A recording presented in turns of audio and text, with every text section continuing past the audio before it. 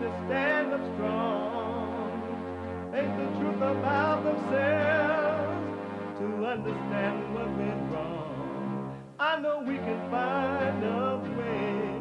I know we can find a way. I know we can find a way to stand up, stand up, stand up.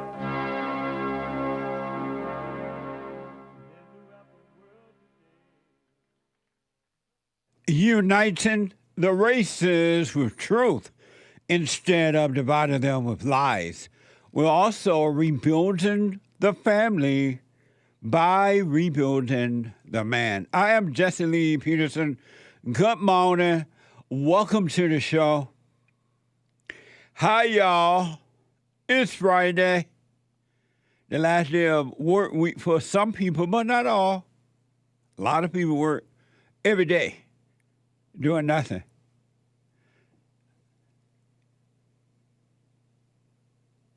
Did I say rebuilding the family? Oh, okay. I forgot. You can get involved by calling 888-7753-773. 888-77-JESSE. Jesse. Jesse. And my biblical question for this week, a brand new one. It's amazing. Have you ever, and can you ever, solve a non-practical problem by thinking about it? Can you ever, and have you ever, solved a non-practical problem by thinking about it? Amazing question. We have every way that you can watch and support the show listed on jesseleepeterson.com/show. jesseleepeterson.com/show. And if you're out and about, if you're arguing over Israel-Palestine war, if you're trying to get across the border, if you're the mayor of New York and you're trying to get money from the government pretending you're upset about the illegal aliens, when New York is a illegal alien free state, if you are hating one another, if you're out by trying to buy some fentanyl and then sell it to someone, if you're fighting over Bin Laden's letter that he so-called wrote, if you think the letter is good or bad, whatever, you can be listening, or you just laying up at the beach doing nothing. You could be enjoying the show. You can podcast the show, but you can be enjoying the show by calling the listen line on TalkStream Live at 641-793-1500. 641-793-1500. Amazing, huh? Don't forget to like, follow, ring the bell, subscribe, and all the good stuff. And follow us. We're also on JLP Talk on X and Jesse Lee Peterson on Instagram. We're on Locals. We're on cozy.tv/JLP and Rumble. Rumble. You got to know how to rumble. So Tuesday is Country and Western Tuesday. Wednesday, Manhood Hour, last hour. Thursday, Bible Thumper Thursday. And Friday, Get It Off Your Chest Day. Get it off your chest day. Whatever is on your mind on Fridays, express yourself Friday. You Tom like a mug. You need to go and get yourself bleached, because everything you say about black people, and you're sitting up there looking like a tar baby. It might sound like a semantics argument, but he's a gray alien. I wonder if he's been smoking pot. I'm Tyler. I'm 21. I'm a high school graduate, and I work in the Marine Corps. Maria. I'm 30 years old. I have my PhD in cancer biology. I think intelligence is better defined as your adaptability and your problem-solving skills more than it is your education. He seems... That's right. Grad school, I went to University of South Carolina, and undergrad, I went to University of Florida. Why don't you guys rank each other from 1 to 6, including yourself? 1, 2, 3, 4, 5, 6. 2, me, I don't know, PhD, cancer biology scientist. I work in a biotech company. We make COVID-19 testing kits, stuff like that.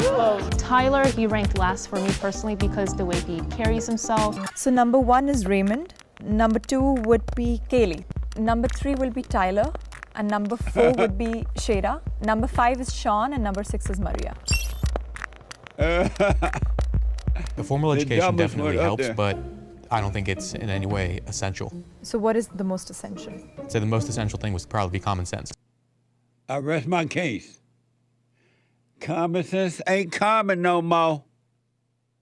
It's not common sense to go and get a degree. That ain't common sense. That's idiotic. That's a waste of money and time. That's ego building, expensive ego building. That's what that's all about.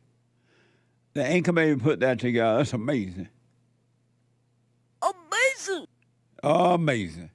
So what I need to do, we need to finish up the super chats from yesterday. Remember I said I would deal with those that we didn't get to yesterday, the first thing this morning. And lo and behold, it's Super Chat. Super Chat. Super Chats. Good morning. Good morning. How you? I'm doing fine, thank you. What's that thing with Bin Laden letter? I don't know much about it, but he had maybe a 2-page letter to America, reportedly or allegedly. Allegedly, because we don't know if it's true or not. Huh? I guess The Guardian had it up, and then they took it down because it went viral. The Guardian is a far-left foreign outlet based in, like, UK or something. Oh, okay. And so a whole bunch of people on TikTok, girls mostly that I saw, women, were like, oh, my gosh, this is justified. It's just resistance. It's terrorism is just in the eye of the beholder or something like that. Amazing. Yeah. I heard something about it off and on, and I thought about, if that's true, if Bin Laden wrote the letter and these people are carrying on about it, I realized that is ice cream compared to the things to come. It's going to get worse before it get better. I keep saying before it get better, it's not going to get better. It's going to get worse. And I realized the reason it's going to get worse because nobody raising their children anymore, for the most part. Yeah. The mother out trying to pretend to be a man, she can get 2 hoops and a holler about the kids at all. It's totally about herself. I mean, look at how the masses of young people are accepting the LGBT stuff. Yeah. They didn't used to accept that stuff. They don't have any Abortion. other choice because their parents don't care about them. And the father don't care either because if he did, he would make the mother stay home and watch over his children so that the world can't deceive them in a way. So I don't blame the schools. I don't blame the government. I don't blame TikTok. I don't blame Uber or YouTube, whatever. That's right. They're trying to say that social media is harming young people's mental health. That social media is? Yeah, because social media is meant to be pull you in and addict you. What's harming mental health, what's causing so-called mental health, is the lack of love that mothers have for children today. Yeah. And even those mothers who are protesting at the school boards and Mama for Children and all that kind of stuff. Moms for Liberty. It's all ego. They are lying to get on TV and pretend they care. Because if they cared about the children, they would stay home and raise the children, And when the children go out into the world, they wouldn't be deceived. But these women, 99.9% of mothers can care less about the children. And they're lying when they're protesting at the school board meetings. They're lying when they pretend to be upset at the teachers. They're lying when they pretend to be joining rallies and things to do something about it. It's all an act. Because if the mothers were to stay home and raise the man's children, and the men were strong enough to make the mother stay home with them or not make babies with them, this stuff would end just like that. But the mothers use the schools and the government programs and everything as daycare centers. So it's the parents' fault. If it is true about the Bin Laden thing, it is totally the parents' fault. It ain't Bin Laden fault. It ain't YouTube fault. It ain't Zigzag fault. TikTok fault. It's the fault of the parents. It starts in the home. And kids are traumatized first in the home, and the world just take over where the parents leave off. So all this acting and carrying on and joining clubs and pretending you care is just an act. Ain't nothing real about it. It's amazing. But anyway. Over on buymeacoffee.com/JLP Talk, someone bought you a coffee. Jesse, that degree is just a dumb piece of paper, quote unquote, until it's time for you to lay out down on the operating table. I bet you want to know that your doctor has that dumb piece of paper before he operates on you. Or would it be okay if he just went to a trade school? You can make a point about degrees without generalizing everything. If he went to school to trade school to learn how to be a doctor, a trade as a doctor, I wouldn't have any problem with that. It would probably take him less time and less money. And he would probably be the best doctor around. Because the doctors who are going to these schools, they don't care. They're uneducated, and they'll give you medication for the rest of your life. They'll just give you medication without saying, you know, one day you don't have to take this. I know people who are taking medication and haven't seen their doctor in a couple of years. All they do is call pharmacists, or pharmacy would do an automatic refill over and over. You don't have to call the doctor. The pharmacy will contact you to say your medication is ready. Your refill is ready. Automatically without having to. So these doctors ain't no good either. They'll probably be better as a trained doctor. And then on top of that, they got these females pretend to be doctors. They're pushing the men doctors out of the picture, and they got these females pretending to be doctors. Are you okay with that? They got educated. Anybody can go to school and pay for a piece of paper. Even the blacks are becoming air traffic controllers and so-called doctors and things like that. And you know they haven't earned it. You had to lower the SAT score. You have to lower the standard. And they got in simply because they were black. You want that to operate on you? I rest my case. It's funny, he generalized you, accusing you of generalizing everything. Right. Amazing. Matthew on YouTube bought you 3 coffees, or on YT. I grew up in the Boy Scouts, and I don't see much about them anymore these days. Could it be because of this oath? On my honor, I will do my best to do my duty to God and my country, and to obey the Scout law, to help other people at all times, to keep myself physically strong, mentally awake, and morally straight. No, they got rid of the Boy Scout because the women are jealous of the men, and the girls are jealous of the boys because it look like their organization be having more fun and tougher. They're not like emotional wimps. And so rather than the women coming up to the men's standard, they got rid of it. That's what happened. It had nothing to do with the little quote there. It was because they hate men. Men and boys are the most hated species on this side of heaven. Why do you think the women work overtime to take the men children away from them, send them to daycare centers and babysitter schools and things like that to go out and pretend that they're a man and care less about the children. It's about that. They just hate anything that's manly. And then they complain when the men want to play in the women's sport, the drag queen men. If women can play in men's sport, there's nothing wrong with drag queens playing in women's sport. What's the difference? I rest my case. Thank you. It's funny. Like, I feel like they got rid of the morally straight thing. That's where I got my morally straight line from this Boy Scouts thing, their oath. Elijah Blessed bought a coffee. Jesse, what's wrong with the whites? You had nothing to say about that wonderful white woman making a mockery of the American flag and indoctrinating our children with homosexuality. Amazing. What woman? The one we played yesterday? Yeah. I said that woman was a nutcase. You should not be sending your kids to these schools. And we should not be having women teachers unless they have men over them, because they go out of control if they're not guided by the men. That's why that woman was doing that. She's out of control. And I have more proof. More of it. But thank you. I appreciate it.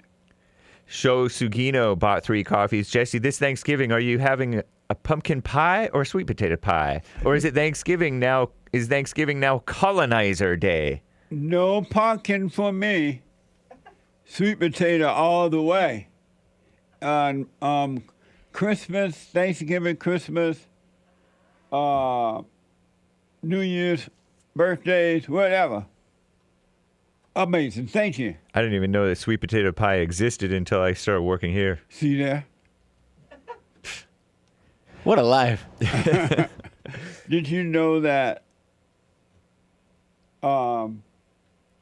pumpkin pie existed before you came here? Had pumpkin pie like every year. It's good. But you didn't know that sweet potato existed. Right. Well, I knew sweet potato existed. I didn't know sweet potato pie existed. Is that for real? Of course. I'm telling you the truth. What a white world. Indeed. What a wonderful world. Stan 69 Amazing. with a diamond. How much longer must we deal with Islamic horror, he asks. Islamic horse? Islamic horror. What? Islamic horror. What's that? The horrors of... Islamic horse? Horror.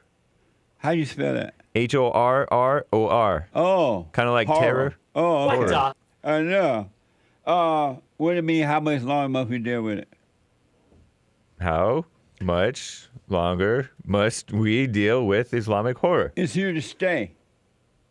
It ain't going nowhere. Get used to it. Greenwall with a And the diamond. reason not going anywhere because we have one party system government now. The Yeah. Republican, the Democrats are the same. The Republican representative can care less about the rioting that's going on right now, just like they did with Black Lives Matter. It's money making for them. That's all it is. They don't care. So get used to it. The illegals are here to stay. The Islamic terrorist thing is here to stay. The mess is here to stay. We are now living in a communist, socialist country. Welcome aboard. Thank you. Greenwall with a diamond. Looking at evil destroys it. I guess he's quoting you. What does that mean? Repeat that? Looking at evil destroys it. Right. What does that mean? It means when you see the hell in you, in the mind and emotions, when you see it, it's the light of God that is causing you to see it, and the light will destroy the darkness. You don't have to do anything about it. Just don't be in denial within yourself and just watch it. And the devil will have to eventually leave your mind, your body, and you will be free. Amazing, huh? There's nothing you can do about it but see it. It's a spiritual problem. Thank you. Siona Sion, buy you a coffee. Harpo, who dis women? That was yesterday during the second hour. You told Harpo to beat me. I remember that. Harpo, who dis women?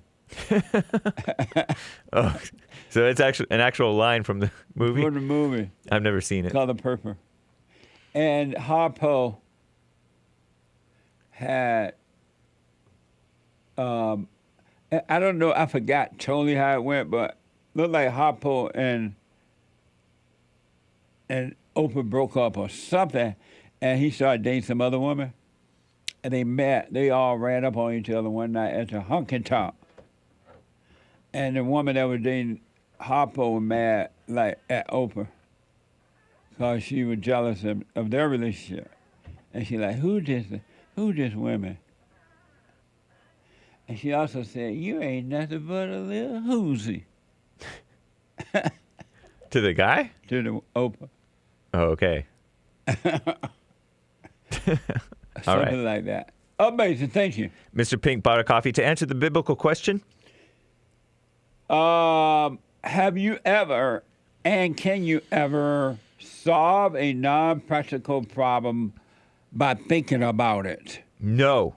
I have found through experience in listening to Jesus' teachings and JLP's wise words that thoughts don't solve anything. I find that God will show you the right way to solve any practical problem after you shut down the thoughts and just do what's right, which is written in your heart.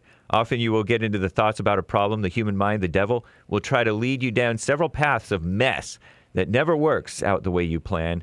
Philippians 4:6-7 says, be careful for nothing, but in everything by prayer and supplication with thanksgiving, let your requests be made known unto God.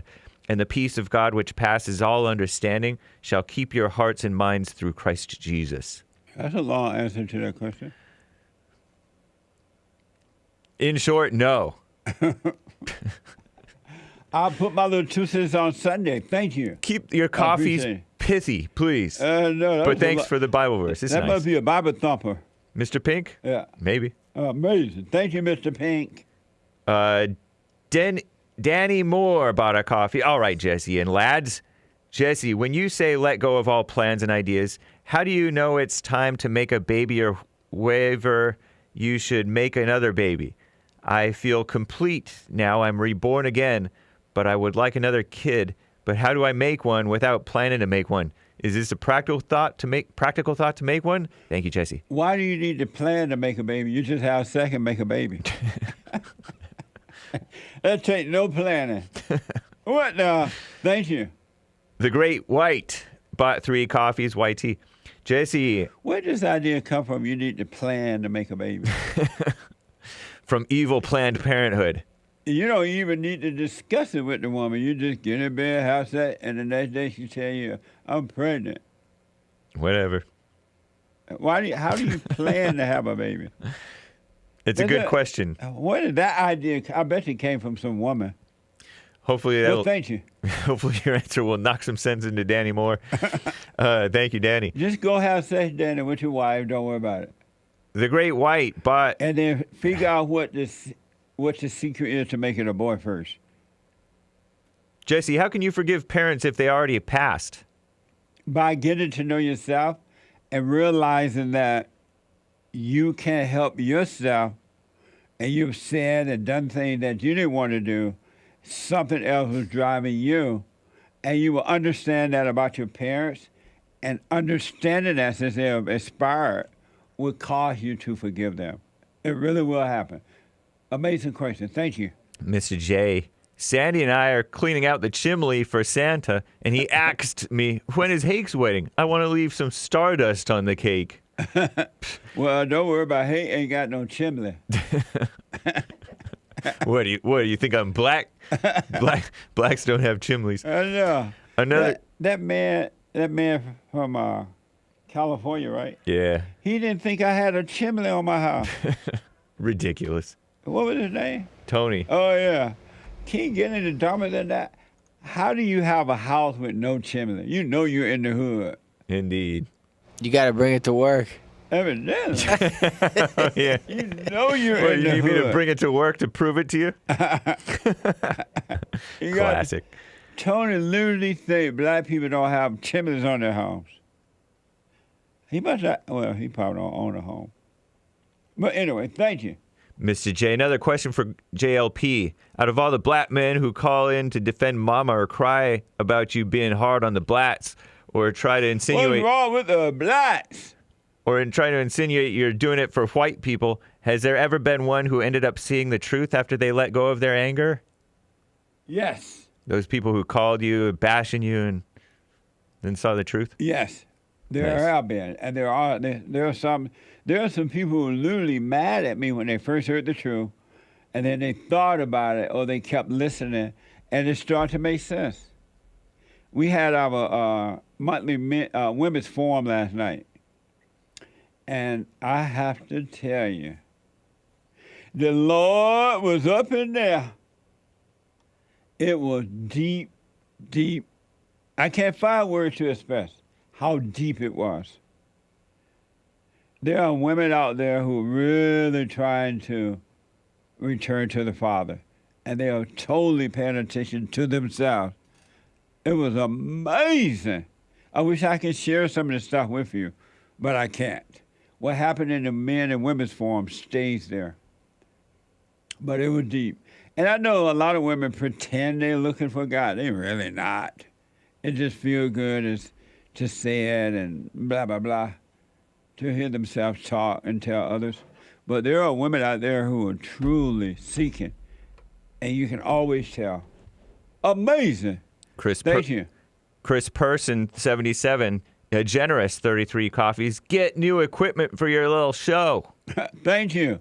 We got to upgrade our stuff. You know, these computers and all this stuff wears out overnight. Well, we have that situation happening right now. And so we got to purchase some new stuff. I need your support to get that done. Make a donation at rebuildingtheman.com, rebuildingtheman.com, or through buymeacoffee.com/JLP Talk, or 800-411-BOND, 800-411-2663. Or you can mail the check in at Bond, P.O. Box 35090, 35090, LA, California, 90035. Thank you all for your help. I appreciate it. The key, bought you 5 coffees. Evil definitely comes through the woman. Eve bore Satan's seed in the garden, sex outside the covenant. Satan multiplied his seed in the earth via Eve in the garden. This is the seed, fallen angel, Satan. Cain multiplied when God banished from the land. For this reason, Christ came to crush the seed of the serpent. In the great words of Jesse, beware of the children of the lie. Satan's seed is already in the earth, he says. There was someone, thank you, you're right. There was some woman called the show yesterday. Nice lady. She's nice. Jesse, you blame the woman for everything. You blame the woman for everything. Satan was a male.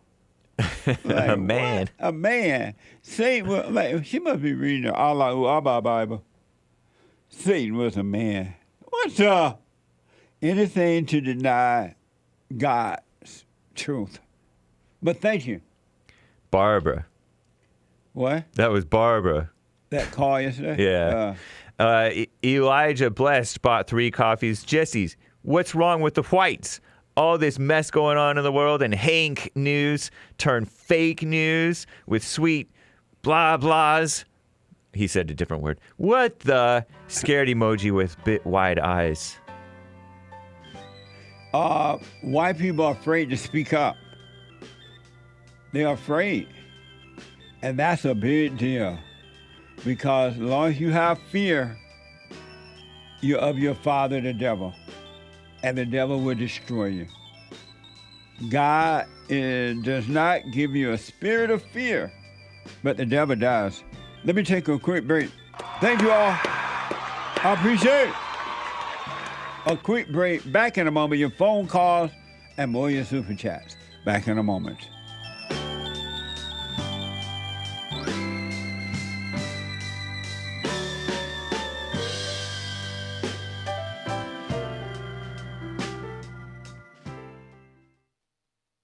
You can't run from evil within yourself or outside of self. You got to deal with it. And you need good in order to deal with evil. And God is good. You need to return to the Father, and you'll see within you, he will fight the battle for you. And he will fight it without, because he will show you how to deal with it, and you will have no fear. Love God with all your heart, all your soul, all your might, along with nothing else. Nothing else means yourself, your children, your wife, your things, your ego, your reputation, and all that. You can't care about any of that. The children of anger will use it to control you. But if you love God, he will renew your mind, and none of those things will be before him. And so when they go after you, oh, well, you may take my body, you may take my things, but you're not going to take my soul. And that's a true reality.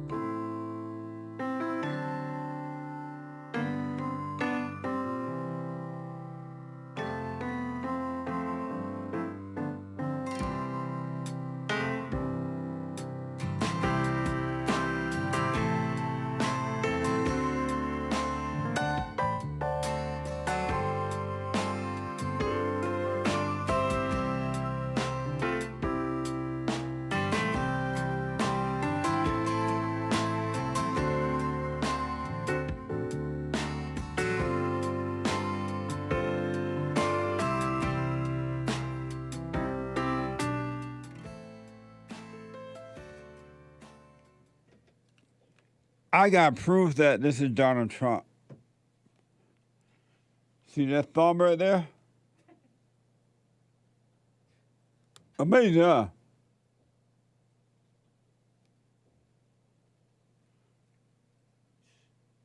What?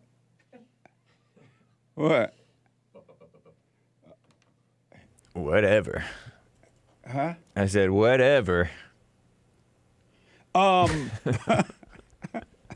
The Hake Report coming up at 9 a.m. this morning, thehakereport.com, and at 12 noon, so Hake is from 9 to 11 a.m.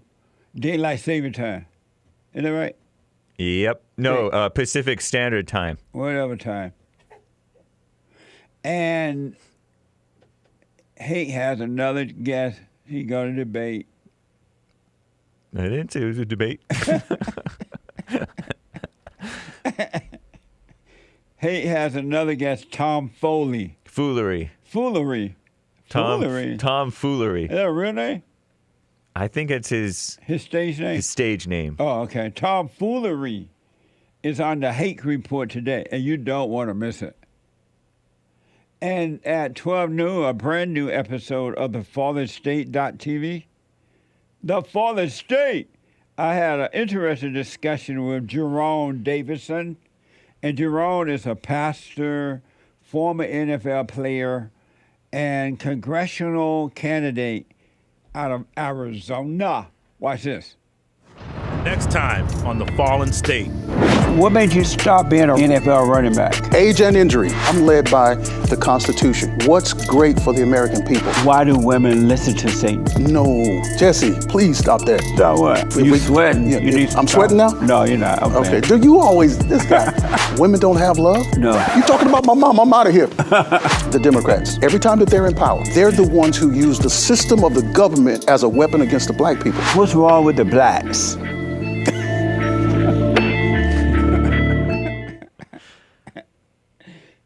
Everybody knows something wrong with the black, but they won't say. They're angry. That's the answer. You can support the Fallen State. They're at thefallenstate.com, thefallenstate.tv, thefallenstate.tv/donate, or locals.com. Click the link in the description, and thank you in advance. And then at 4 p.m., I believe the Anchor Baby, right? I believe so. We're not sure. Yeah. Yes. Yes. Big time. Anchor Baby today at 4 p.m. And the Anchor Baby is on fire. The Anchor Baby interviewed a couple of Jews the other day. At least one of them. Oh, yeah. He had a Jew on. Yep. Last Amazing. week. At 4 p.m. Pacific time, flying high off natural energy with the American Anchor Baby. High off natural energy, not pot, not fentanyl, but the real deal. Let's finish those super chats. From yesterday? From yesterday, yes. From yesterday. The Flo and the Mo bought 5 coffees. If perfect people don't need a wife nor kids, and the world was filled with perfect people through being born again, human beings would cease to exist? That's not the case, though. And that would never be the situation. But thank you. Kid Combo 1.0 donated a diamond. Jesse, say flush and flesh, please. Happy birthday. Thank you. Appreciate it. Brennan bought 3 apparently you're not going to say it. Say what? Flush and flesh. What? Flush. Like flush the toilet? Uh-huh, and flesh. Flush the toilet. And like skin. Oh. All right, nice. Thank you. I think that's satisfactory. I said it. Brennan, How come they want me to say that? I don't know. He's a troll. Oh. But no, he's a supporter. Brennan bought 3 coffees.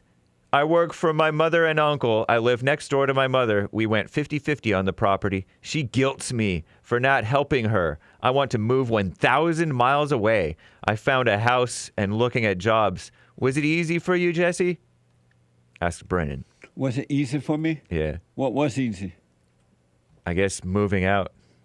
You know, you do not want to go half and half on a house with mama. That's another way, as you are now seeing, that's another way of her controlling you for the rest of your life and guilting you to take care of her. Why buy a house with your mama? Buy a house by yourself. And as far as was it easy? Well, it was neither easy nor hard. When I bought my first home, it was neither difficult nor easy.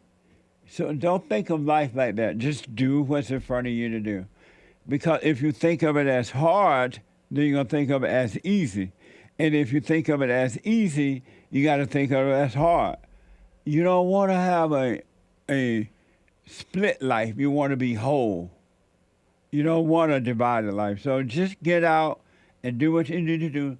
Tell your mama, I'm selling my part. You want to buy it, or I sell it to someone else, and move on with your life. All right? That's evil for your mother to try to control you like that. She is turning you into her husband. A mother would get rid of her real husband and make her son her husband, or daughter in some cases. Well, man, move on before it's too late. Thank you. Amazing Asia bought a coffee about John's call yesterday.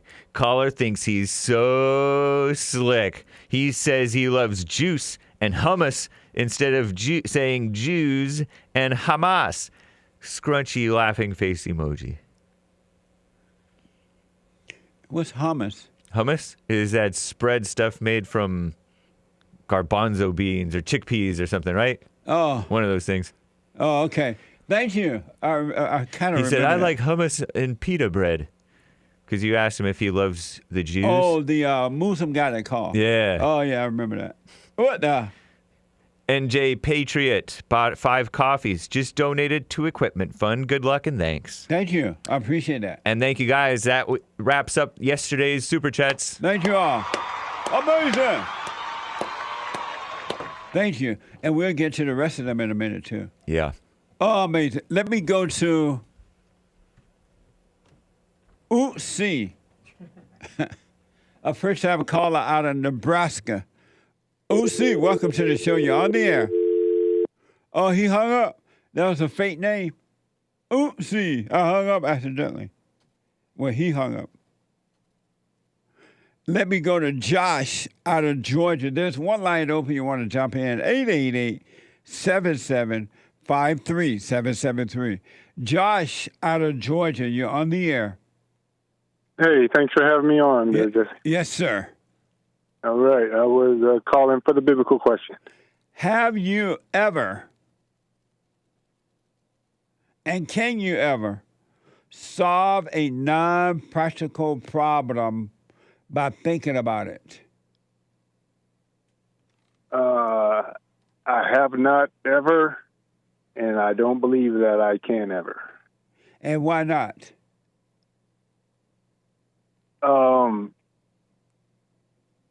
You know, I think I don't even want to think about it, because if I think about why not,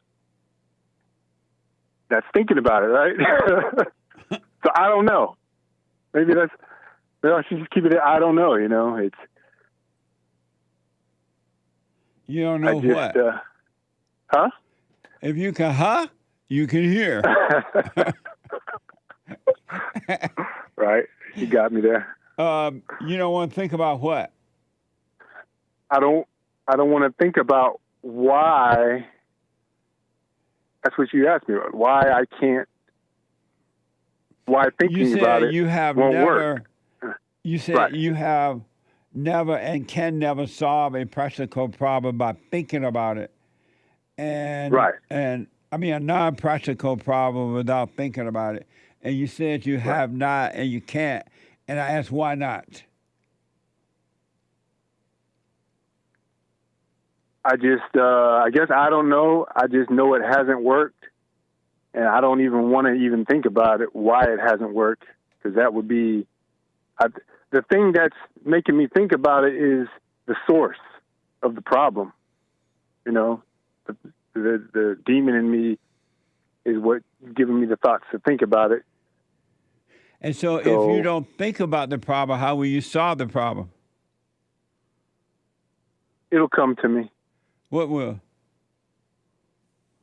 What to do. Because I'm not even sure if it's a problem. That's another thing, you know. I'm not even sure if I should look at it as a problem.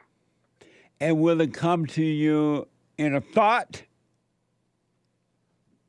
No, it won't. How will it come to you to solve it if it's not in a thought?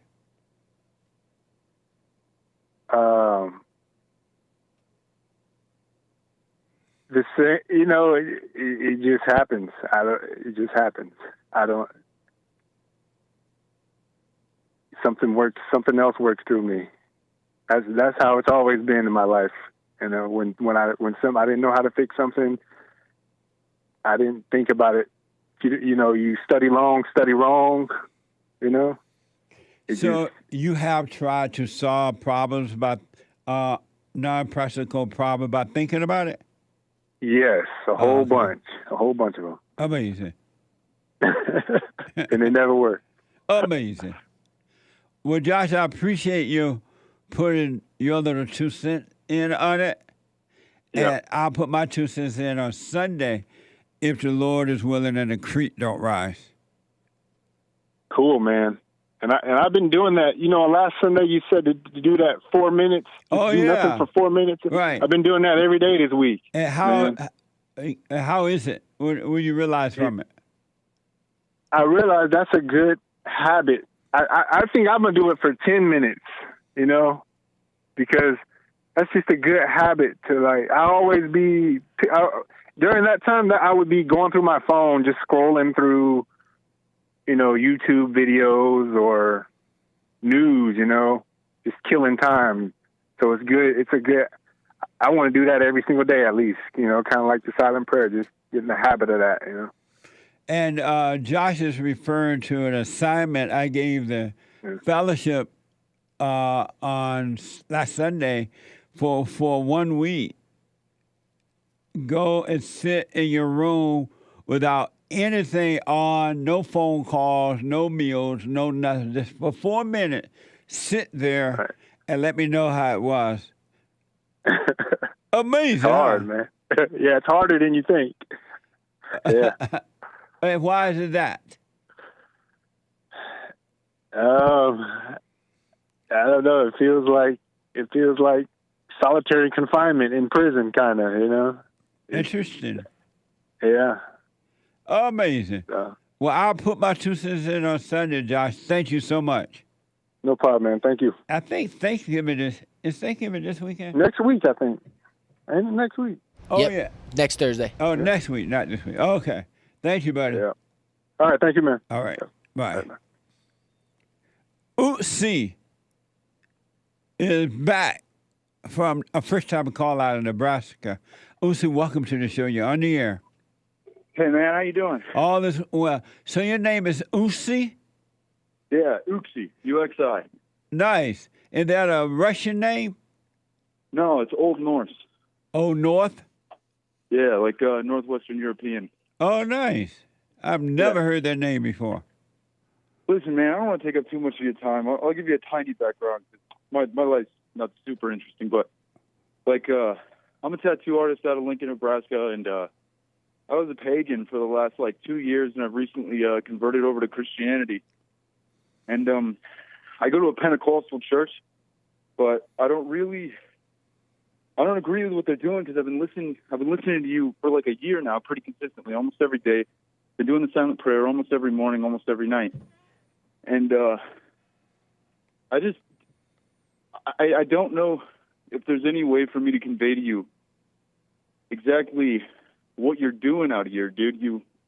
You're not saving people. You're helping people save themselves, dude. You really have helped me so much. It's hard for me to express it, dude. I'm mentally stronger, spiritually stronger. I just step away. You know what I mean? And I have a bad anger issue, and it's kind of gone now, dude. I guess I just wanted to let you know, dude. You're changing things out here. And I can't thank you guys enough, dude. You, Hake, the Anchor Baby, everybody, dude. You guys are just... It's the best podcast this side of heaven, bud. Amazing. Thank you. How old are you? 27.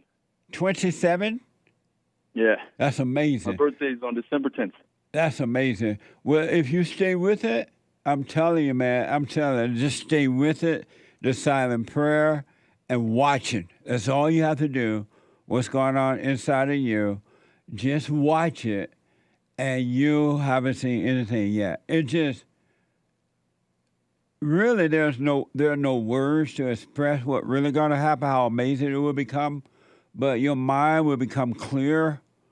You will become absolutely free, and it's fake, not you that you've always thought was you, the anger and all that.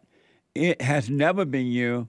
It has always been a spirit that made a home in your mind and emotion. And God has never judged you because the real you have never done anything wrong. You're not guilty of anything. Man, the way you reframed my thinking on this, man, because I always see myself through other people looking at me because, I got half of my face fully tattooed, man. I'm a pretty tattooed guy, so I look crazy. But right. That's not even me at all. That's right. the weird thing, and it doesn't feel like I'm abdicating responsibility or anything like that. There's the soul and then everything else that's part of the world, and those are separate things. Yes. That changed the way I think about it. And one thing that really stuck with me. I'm sorry, I don't mean to ramble, but when you were walking me through the silent prayer through that thing, right? You step away from the house that is your mind, and you're watching people break into your house from afar. They didn't see you there, but those are the thoughts breaking into your house. Yes. Dude, that visual representation helps me a lot, dude. So things like that, it's little things that stick with you. You know what I'm saying? And I do. That's one of them. Yeah. Well, that's amazing, man. Amazing, amazing. Stay with it. Stay with it. And I'm telling you, man, you haven't seen anything. You will get to a point, if you stay with it, you will get to a point in life where your focus will not be the physical at all. It will always be the spiritual. It will always be that. It's going to naturally happen for you because you will become one again, and you already are, you just don't know it. But you will become one with God. You will be made whole. And The rest is easy. So stay with it. Thank you so much, dude. It's kind of surreal talking to you, man. I appreciate you guys more than you know. Thank you. Like, life-changing, bro. Like, well, you're totally welcome. And just, again, I just want to encourage you to stay with it. Let that working on you become more important than anything else. Do your job, go to work, and all that, the practical stuff you need to do to live on earth, buy your house, but let working on you become number one in your life. And you're going to have a full and a whole, you will have the kingdom of heaven right here on earth. You don't have to wait until you die. Amazing. Thank you, man. thank you. Well, stay with it, all right? Yes, sir. All right, buddy. Call me again. Indeed. All right. Amazing. Young people waking up. You are avoiding a whole lot of misery by waking up early in life.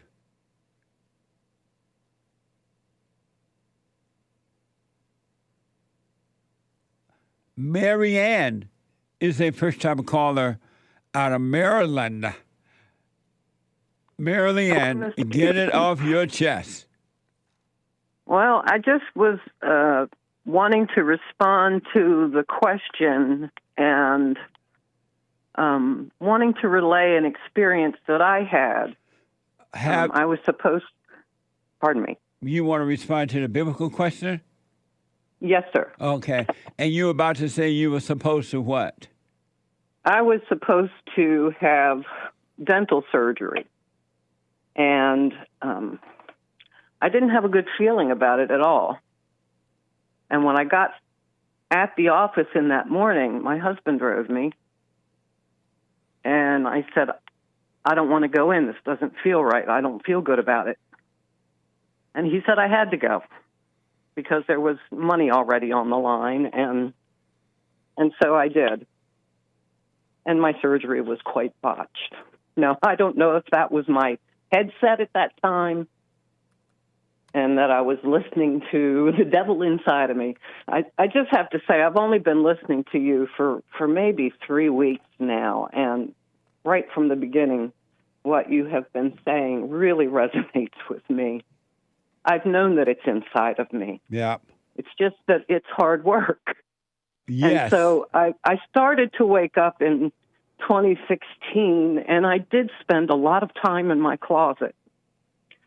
And there were times where I felt real breakthroughs.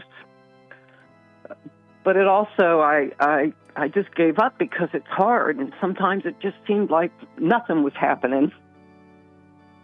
Yeah. Anyway, my husband has since left me after 34 years. That happened 8 months ago. Nice. And I'm so grateful to God because I never would have left on my own. Yeah. And I never would be in the head place that I am right now. And I just think that God's adding to my awakening with things like Jesse Lee Peterson. Amazing. And I thank you. I just thank you for that. You're welcome. But yeah, that gut voice. Can you tell me about that voice that was talking to me that morning and saying, don't go in, don't do that? Hold on for me, Mary Ann. Let me take a quick break. I'll come right to you when I come back. I totally disagree with the way things are going, but you can't be angry because that's what the enemy wants. He wants to control you. They do things to make you mad so they can control you. It's like being married. And the wife would do things to make you mad, or she'll do things to make you feel good. And men do that to women too when they want something from the woman, especially sex. They'll make her feel good or they'll make her angry. And the woman's gonna have to say, you don't want to be angry. You want to speak up. You want to disagree with what's going on. It's wrong, but do not be angry. Then you won't have fear. You won't have doubt. You won't have worries. You'll be able to see, but you got to stay away from anger. That's why you must forgive your mothers and your fathers so that you can overcome the spirit of anger. It's a spirit and it's wicked. Nothing good in anger because it has no love, folks. You need love to defeat evil. And love is not a weakness. It's a strength. It's from God. It's His nature.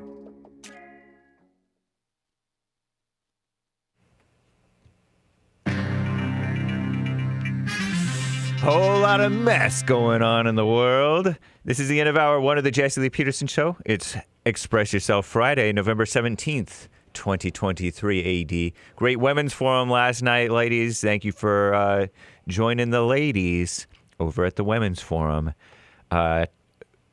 Church with Jesse Lee Peterson on Sunday for everybody. Rebuildingtheman.com/church. The lines are full, guys, over here. JLP will be right back to your calls. Hang tight. But first, Hake news, not fake news. Call Me Nonsense Network, CNN reports 100 days after a devastating wildfire tore through Lahaina. I thought it was Lahaina. On Maui, killed 97 people, destroyed hundreds of residents' homes. I think people are still missing. Many residents have returned to see their scorched homes, but several remain unaccounted for. Authorities launched new searches as recently as this week. While West Maui, I guess they reopened November 1st to tourists in the disaster area. They postponed it on October. It was supposed to reopen October 8th. Anyway, President Trump, a lot can happen before CNN reports, a lot can happen before the 2024 presidential election. Our latest president, Donald J. Trump, has already revealed the sheer extent to which he plans to wield executive power. Whoosh.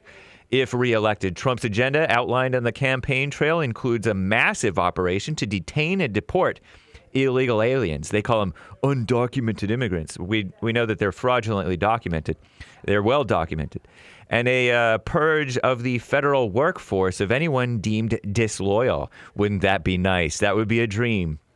Trump and his allies have also promised a sweeping transformation of the government that would utilize or use the power of the federal law enforcement against political enemies. Nice. That's what they're doing right now to them.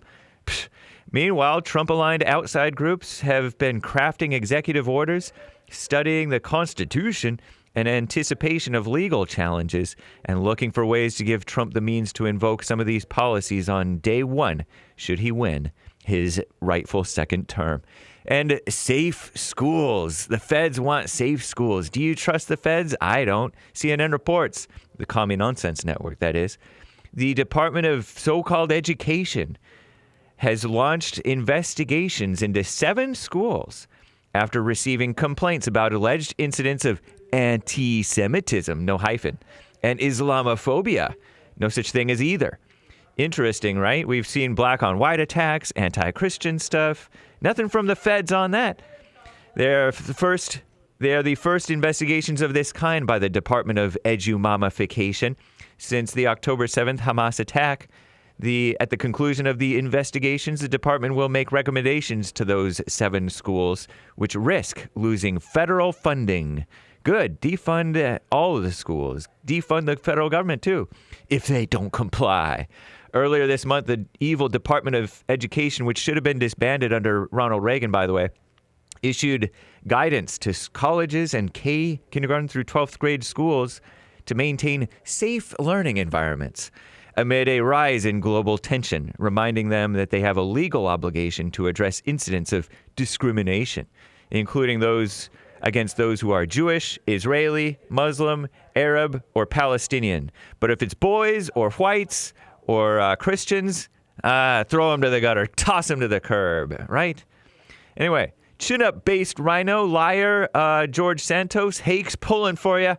CNN reports Republican Representative George Santos announced he will not seek re-election to the House next year following a damning report released by the so-called Ethics Committee on Thursday. The report concluded there is substantial evidence, they say, that New York congressman used campaign funds for personal purposes, like the rest of them don't.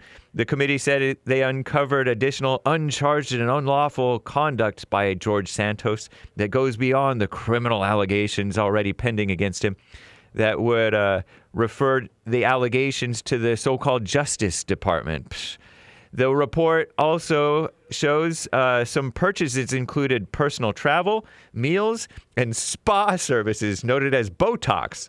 George Santos remained defiant and denounced the investigation, calling it biased. I agree, man. I'm James Hake. Now back to JLP, Hour 2.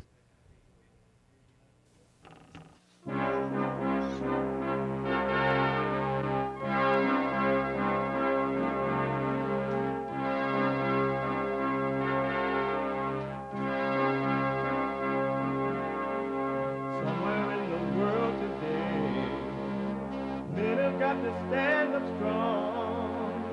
Face the truth about themselves to understand what went wrong. I know we can find a way. I know we can find a way. I know we can find a way to stand up, stand up, stand up.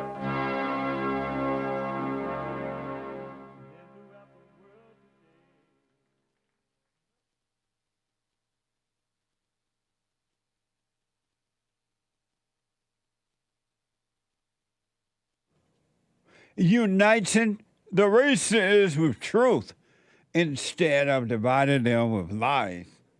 We're also rebuilding the family. Thank you, Bill. By rebuilding the man. I am Jesse Lee Peterson. Welcome to the second hour of the show today. There is one line open right now, 888-7753-773. 888-77-JESSE. My biblical question for this week.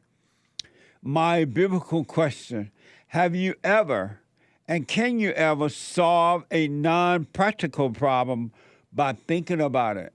Have you ever and can you ever solve a non-practical problem by thinking about it? Amazing question. We have every way that you can watch and support the show listed on JesseLeePeterson.com/show. JesseLeePeterson.com/show. And no matter where you are and what you're doing, if you don't have time to sit and watch the show right now, you can podcast, of course, but you could be listening to the show on your iPhone or iPad anywhere in the whole round world. And for the flat earthers, anywhere in the whole up and down world. You can be listening to the show by calling the listen line at 641-793-1500. 641-793-1500. And follow us on rumble.com/Jesse Lee Peterson. Rumble.com/Jesse Lee Peterson and Cozy, COZY.TV/JLP, where Christ is King. Christ is King on Cozy.TV/JLP. Like, follow, ring the bell, subscribe, and do all those amazing things. To donate and have your comments read out loud, go to buymeacoffee.com, buymeacoffee.com/JLP Talk, and rebuildingtheman.com. Rebuildingtheman.com. It's Friday. It's the second hour of the show today. It is Get It Off Your Chest Friday. And whatever is Donald Trump. Whatever is on your mind, express yourself Friday. You Tom like a mug. You need to go and get yourself bleached because everything you say about black people and you're sitting up there looking like a tar baby. It might sound like a semantics argument, but he's a great alien. I wonder if he's been smoking pot. I'm Tyler. I'm 21. I'm a high school graduate, and I work in the Marine Corps. Maria, I'm 30 years old. I have my PhD in cancer biology. I think intelligence is better defined as your adaptability and your problem-solving skills more than it is your education. He seems... That's right. Grad school, I went to University of South Carolina, and undergrad, I went to University of Florida. Why don't you guys rank each other from 1 to 6, including yourself? 1, 2, 3, 4, 5, 6. 2, me, I don't know, PhD, cancer biology scientist. I work in a biotech company. We make COVID-19 testing kits, stuff like that. Tyler, he ranked last for me personally because the way he carries himself. So number 1 is Raymond. Number 2 would be Kaylee. Number 3 will be Tyler. And number 4 would be Shada. Number 5 is Sean, and number 6 is Maria. What the? Formal education definitely helps, but I don't think it's in any way essential. So what is the most essential? I'd say the most essential thing would probably be common sense. 100%. Remember when men used to think that way? And they knew that, and life worked for everyone. Let's bring common sense back. Let's bring common sense back. Amazing. Let me go back to Mary Ann and say, first time call out of Maryland. And Mary Ann went to the dentist, and the dentist did a botched job on her, according to Mary Ann. And we didn't finish our conversation. Mary Ann. Yes, Mr. Peterson, I'm still here. Thank you for holding. And you asked me about the voices that told you not to go to the dentist or something like that? Well, it was sitting in front of the dentist before the appointment and just a gut feeling that I did not want to go in there. I didn't feel good about it. Yeah. And why did you go? And my husband made me go. Oh, I because see. my husband, he said he had money on the line. In fact, that's why we're not together these days, is money. Amazing. But and so here's what I recommend. Don't be angry about that situation so that you can understand it. And if you and understanding will come, and you will understand that situation, you will see clearly what went wrong, why you went in, and you won't be mad, and you would never repeat that again. No, yeah, I understand. It's my responsibility. I shouldn't have gone in. Yes, I think I should have heeded and not been coerced. Well, don't be angry but I've about spent it. the last 34 years being coerced. I'm not angry anymore. I was very, very angry when he walked out. And then I thought better of it because there were so many times that I wanted to walk out myself. And but why, I didn't, and I wouldn't. Why didn't you? Because I had no means of support. I've had 3 surgeries on my spine. Yeah, if he'd have walked out 30 years prior when problems started happening, which I didn't, he accused me of having had an affair those 30 years ago, but he never said anything. I didn't find out until 8 months ago when he walked out. Really? But yeah, the marriage was irrevocably damaged at that point, but I didn't know it. What made you marry him? I think that we had a lot in common initially, as far as past experiences, and his mother kind of pushed us together. Oh, Lord. No wonder. Yeah, she was a customer of mine. And do you have children? Grown. Oh, I'm okay. 64 years old. Oh, My I got kids you. are. Yeah. I've got 9 grandchildren now. Amazing. And so, well, are you doing the silent prayer? I am. I just like your approach with that more than what I was able to accomplish kind of going into my closet. It seemed like I was being taught by other places to kind of distract myself. Yeah. And it was difficult. And this just seems to be a little bit more productive for me. Nice. Stay with it. And when God said go in a closet, be still, know him, he mean go inwardly. He doesn't mean necessarily a physical room like a closet or something like that. He meant look within, and everything you're looking for is inside. I find that being in the dark was helpful. Well, you can do that laying in sitting up in your bedroom or laying in your bed with the lights out. And that's what I do now. Right on. Well, stay with it. I just block my eyes now and just, sit in my room. But, thank you for all your wise advice. I feel the wisdom in your words. And that's because God is with you, and he is allowing you to see that. He's drawing you back home unto him. You are returning back to the Father. Yes, sir. Amazing. Thank you. You're welcome. Thank you. Have a great day. You Happy do. Thanksgiving. Happy Thanksgiving, Marianne, and stay with it. Stay with it. I don't care if the whole world turn against you. You stay with it and return to the Father, and you will have paradise right here on earth. It's going to be amazing. I'm getting it in bits. Right on. Thank you. You're welcome. God bless you. Bye-bye. Marianne, did you want to respond to the biblical question? I see that you want to respond. Well, I just wanted to talk about that particular experience. Okay. Okay. That was it. Amazing. Thank you. Thank you very much. You're welcome. Amazing.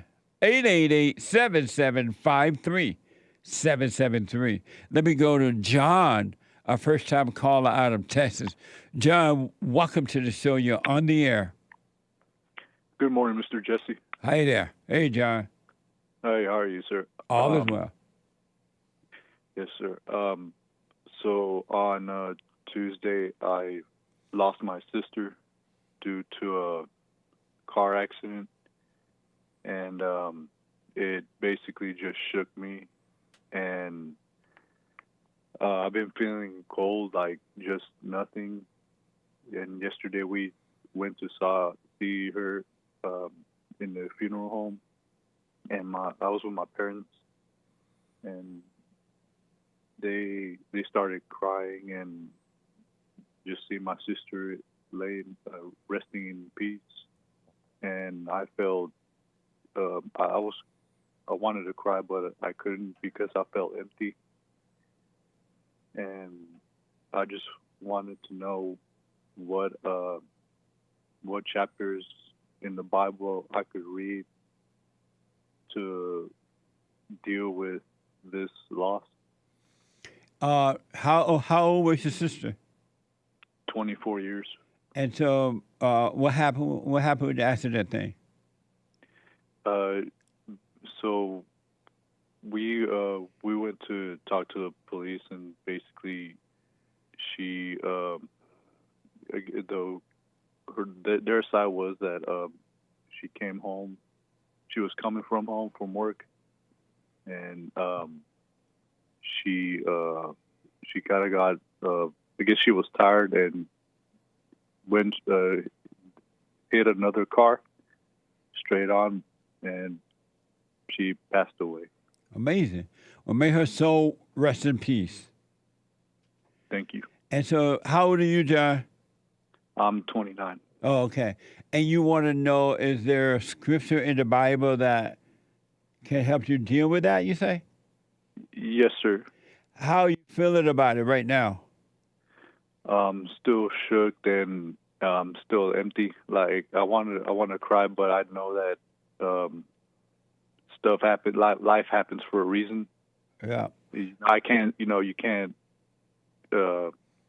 reverse that. That I accept it. Right. But my parents are. My parents are still shook about it. They're crying, and I'm just here for them. And why do you want to cry if you're not crying? To be honest, I just don't feel it in me to cry. I know it sounds cold because I don't want to sugarcoat it. I just feel cold. Not that I'm being crazy or anything about like that. I just guess like I have to be a man about it. It is what it is. Yeah. And why does it sound cold to say, you can't cry about it? What's cold about that? I guess like, cause I have to be a man, be strong. And it's just like I just feel like just empty. And so, but I know that. But I feel sad, because I feel sad, but I just can't cry. And you don't need to cry. What would be the purpose of crying? To just let everybody know that I'm in the same page, I'm the same. Like I feel the loss for my sister. Right, but why do you need to cry about that?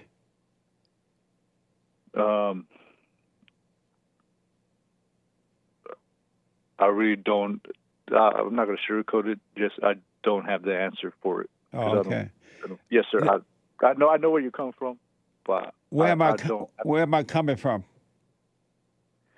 Oh, like you, if like you want the answer, but I don't have it. Oh, okay. Yes, sir. John, don't try to be like your parents or anyone else about this situation. And the people who are crying, they're not crying for your sister. They're crying for themselves. It's not about your sister at all. It's for their own ego gratification, because when they cry, they feel like, oh, I loved her. I really miss her. It's all about themselves. And so if tears come for you, let it come and just let it pass.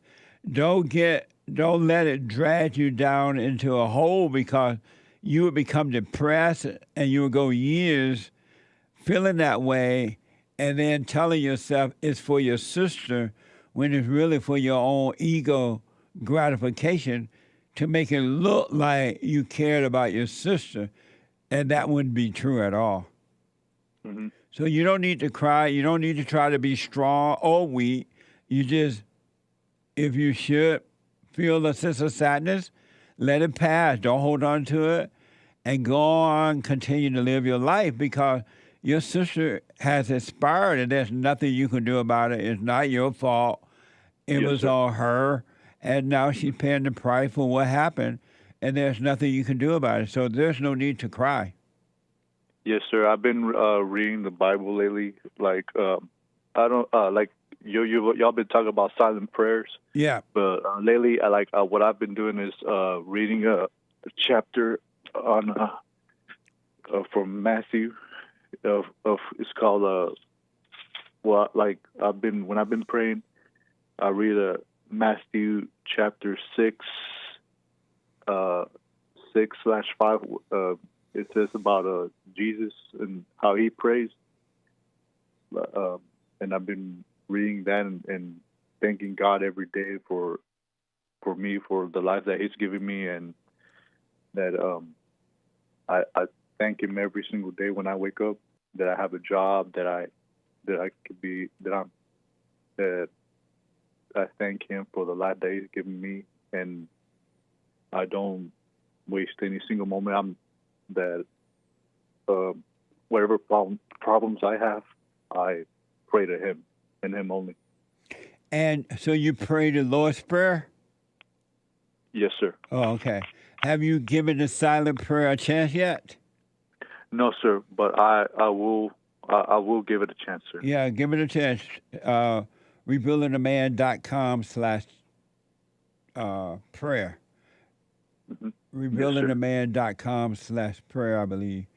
Give it a try, and then still do your other kind of praying that you're doing, but do rebuildingaman.com and do that prayer. And don't make yourself cry to try to fit in with your parents or anyone. Let them cry. Let them do what they do. Don't feel sorry for them or anything.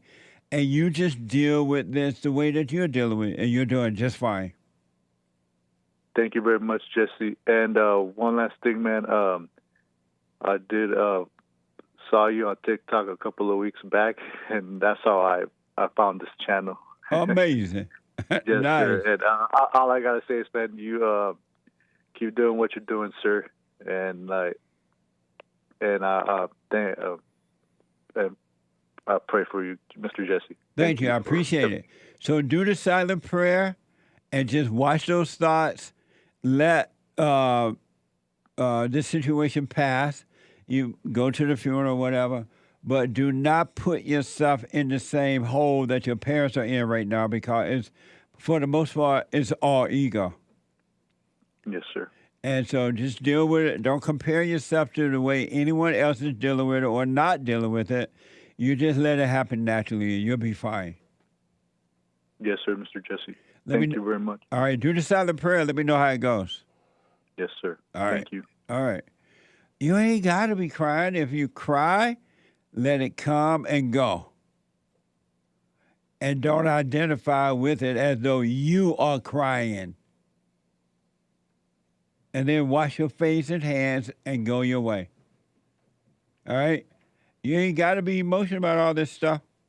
888-7753-773. Let me go quickly to Ronnie out of Ohio. Ronnie, welcome to the show. You're on the air. Uncle Jesse, happy Friday. How you doing? All is well, Ronnie. Thank you for calling. Absolutely. I heard the biblical question this week, and have you ever and can you ever solve a non-practical problem by thinking about it? Yep. So when I heard it, it was a little confusing because you used that non-practical thought thing and non-practical problem. And then I heard your interview last week with one of your guests, and you said all thoughts are lies except practical thoughts. So I'm like, okay, what's an example of a practical thought and a non-practical thought? And then maybe the same thing when it comes to problems. I'm not sure what problems are practical and which ones are non-practical. Amazing.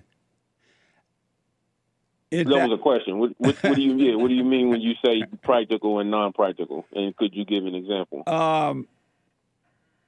I will. I kind of don't want to. I wanted to wait until Sunday, but since you ask that way, a practical problem would be your car broke down. You got to take it to the shop. So you take it to the shop. Or you want ham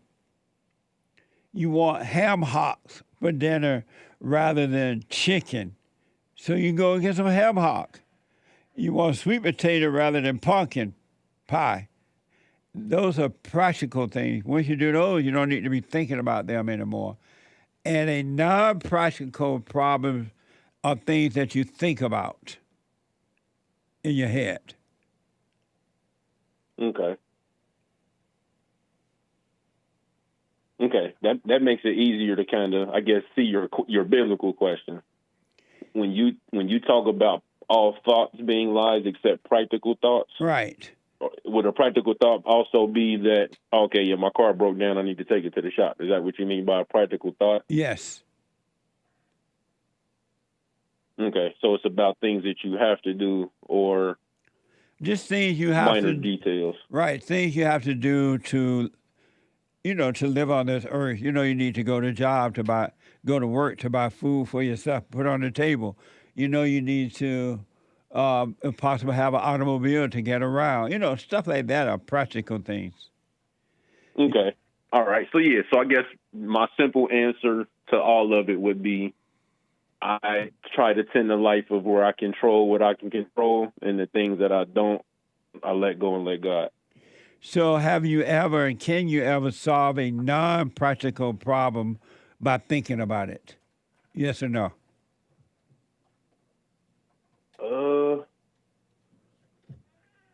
I don't try to solve non-practical problems, so I don't think I can answer that question the way you phrased it. So if it's something that I can't control and it's outside of my control, then I classify that now, I guess, as non-practical, and I don't even worry about it. I'm not bothered by it.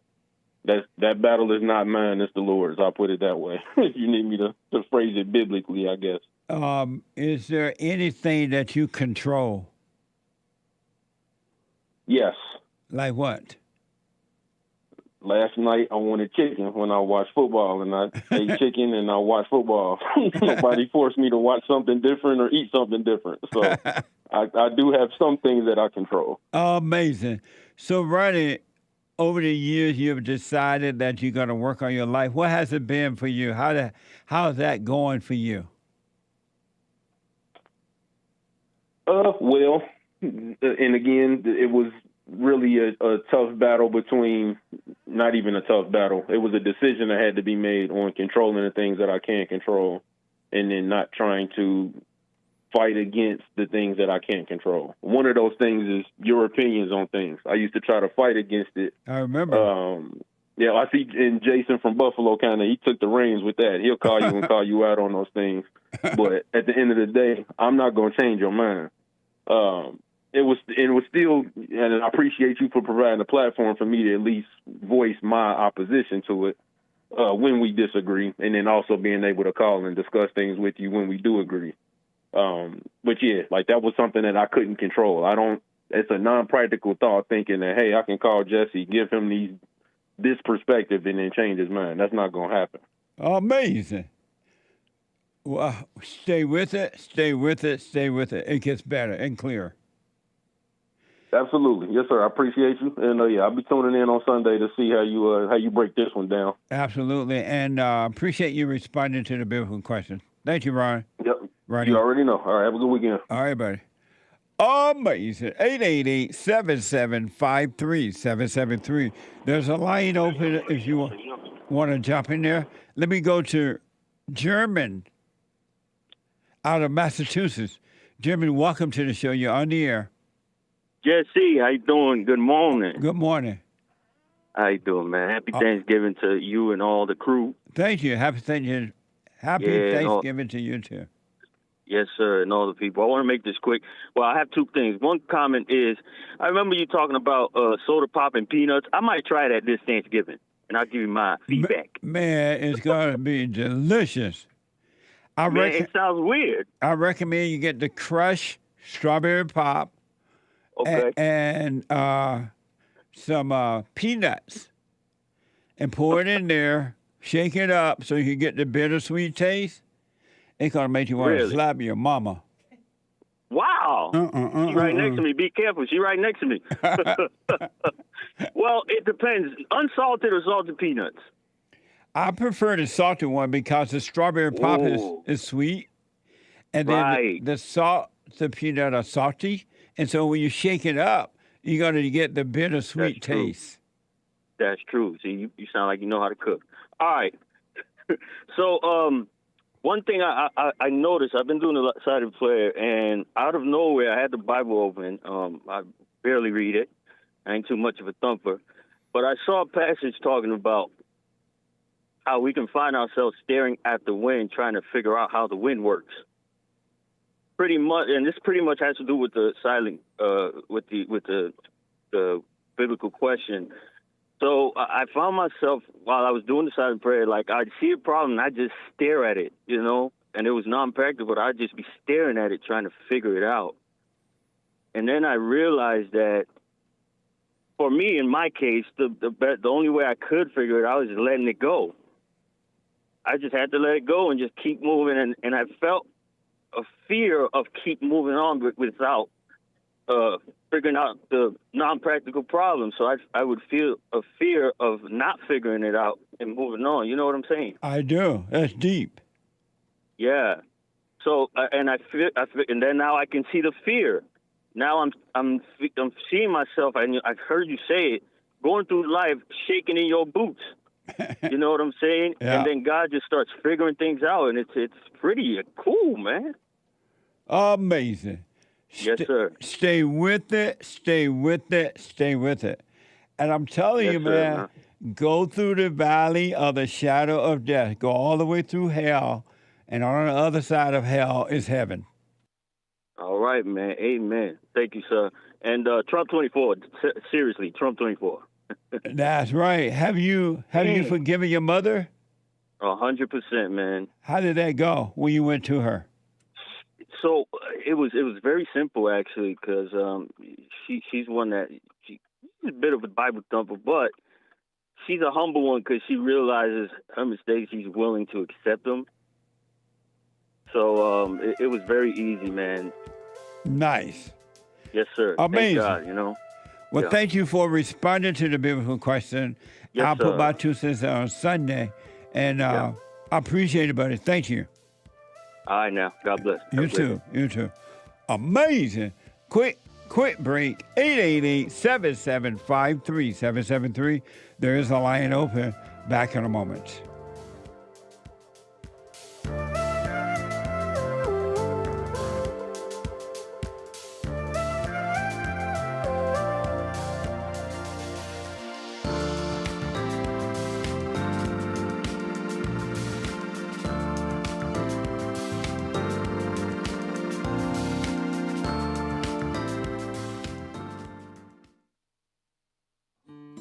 We have a counseling service, and I have to admit, thanks to God, it is the best counseling service on this side of heaven. I counsel with men and women families, individuals around the world. Most people are unhappy, they're miserable, they have rough lives, they're depressed, suicidal, young and old, of all races. I understand, I know why, and I do understand it. Because exactly what's happening in me is happening with everybody outside of me, inside of them. And I've noticed that with those who really, really, really want to understand, they will become it just like that, out of one counseling session.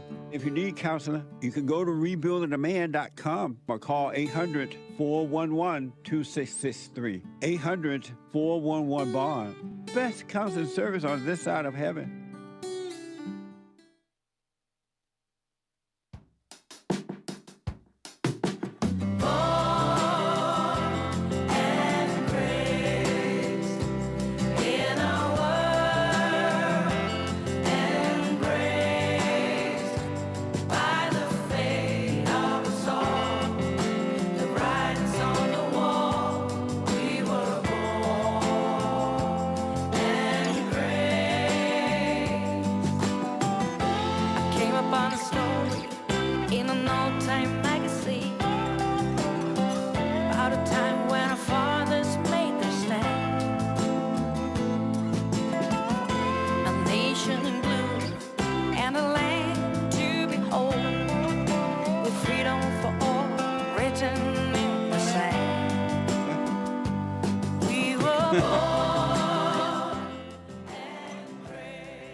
Don't forget the 2 weeks challenge.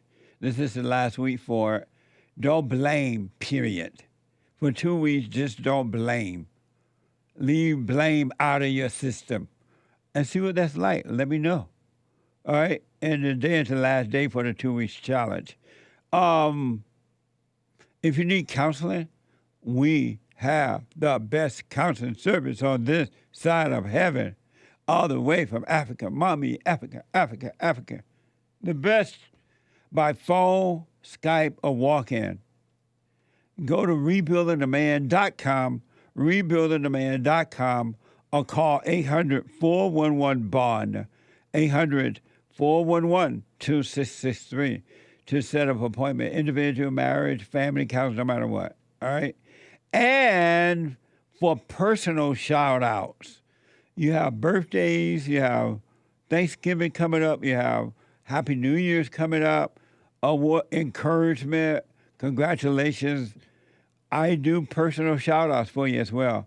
Go to Cameo, CAMEO.com/Jesse Lee Peterson, CAMEO.com/Jesse Lee Peterson.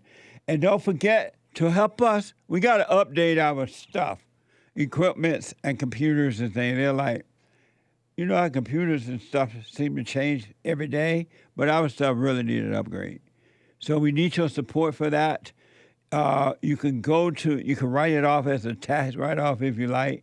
Go to rebuildingtheman.com, rebuildingtheman.com to make the donation, as much as you can give. Or call 800-411-BOND, 800-411-2663. Or you can send a chat, make it out to Bond, P.O. Box 35090, LA, California, 90035. 35090, LA, California, 90035. All right? Amazing. I want to play this soundbite for you, then I get back to your calls and super chats. I want to give you another example of why my country is never coming back. It's been really set up intentionally. Whomever's in control of this, I don't know, the top dog that I'm aware of. But they're making sure that the country never come back. They have convinced women that you don't need to be at home raising a man's children. You need to be out getting your ego fulfillment, pretending to be a man. Even though it would never be, but at least the ego makes you feel like you do. Get educated, ladies. You need to be educated, they say. And to hell with the children. The one thing I have no doubt about, some things you just kind of wonder, well, maybe, right? But I have no doubt that women do not love their children. When they say it, they're lying. They only say it out loud so you can think that they're good people who love the children, and they don't. The proof is in the pudding. They don't stay home and raise the man's children. They go to work and send the kids off to daycare center, either at the government's office or in the public schools. When women got mad about the Chinese virus, they shut down the schools. They were not mad because of the Chinese virus. They were mad because they had to stay home with the children. That's not ego fulfillment. I got to stay home. Nobody see me raising children. So they've done that. They'll put the wrong people in the right places in government to destroy it,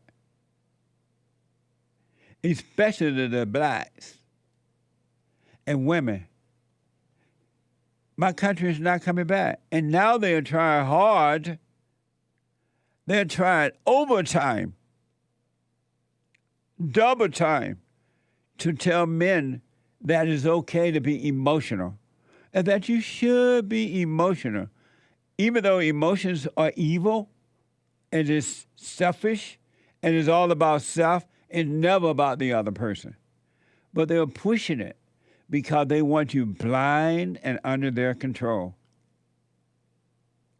That's why they want you to be emotional. Why are they pushing it not to be emotional? Look how emotional the world is today. And look at the violent crime and husband and wives and boyfriend and girlfriends fighting. Nobody get along, but they're very emotional. And they call evil love. YouTube, people on men crying. These are people on men crying. They're being emotionally vulnerable. Men, don't ever let that word come out your mouth, applying it to yourself. A man is not supposed to be vulnerable. That doesn't even sound right. Does that sound feminine? I'm just so vulnerable. I want to be vulnerable. And the woman tell you, yeah, be vulnerable. And then she hates you for it. YouTube, people are men crying and being emotionally vulnerable in front of women. Watch this from LAHWF. Watch this. Has a guy ever cried in front of you? Yes. Was it a turnoff? Not really. Should men be more emotionally vulnerable? Yes. Is it a turnoff when a guy cries? No. I don't think it matters, and I think it's good to be vulnerable. It's definitely comforting when a guy knows how he feels emotionally and is not afraid to break down those walls, I guess. Yeah, I don't think it's a problem. It shouldn't be a problem. I think everyone has an opportunity to be vulnerable, or should have an opportunity to be vulnerable regardless of your gender. One thing that really stood out to me is how, sensitive he was. Do you feel like it's a bad idea to be emotionally open in front of a woman that you're dating? No, not at all. I think showing emotion is probably the best way for someone to get to know you. I mean, I'm a pretty emotional guy. I'll admit that right now. So. You ever been emotionally open or vulnerable in front of a woman? Sure.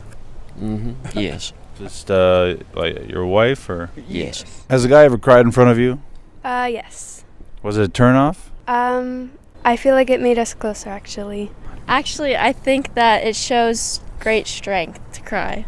There's nothing wrong with a man crying. Is it okay for a guy to cry in front of a woman? Yes. That's sweet. Should men be more emotionally vulnerable? Yes. Go for Please. I think that you should live genuinely and be authentic, and it's okay to have emotions.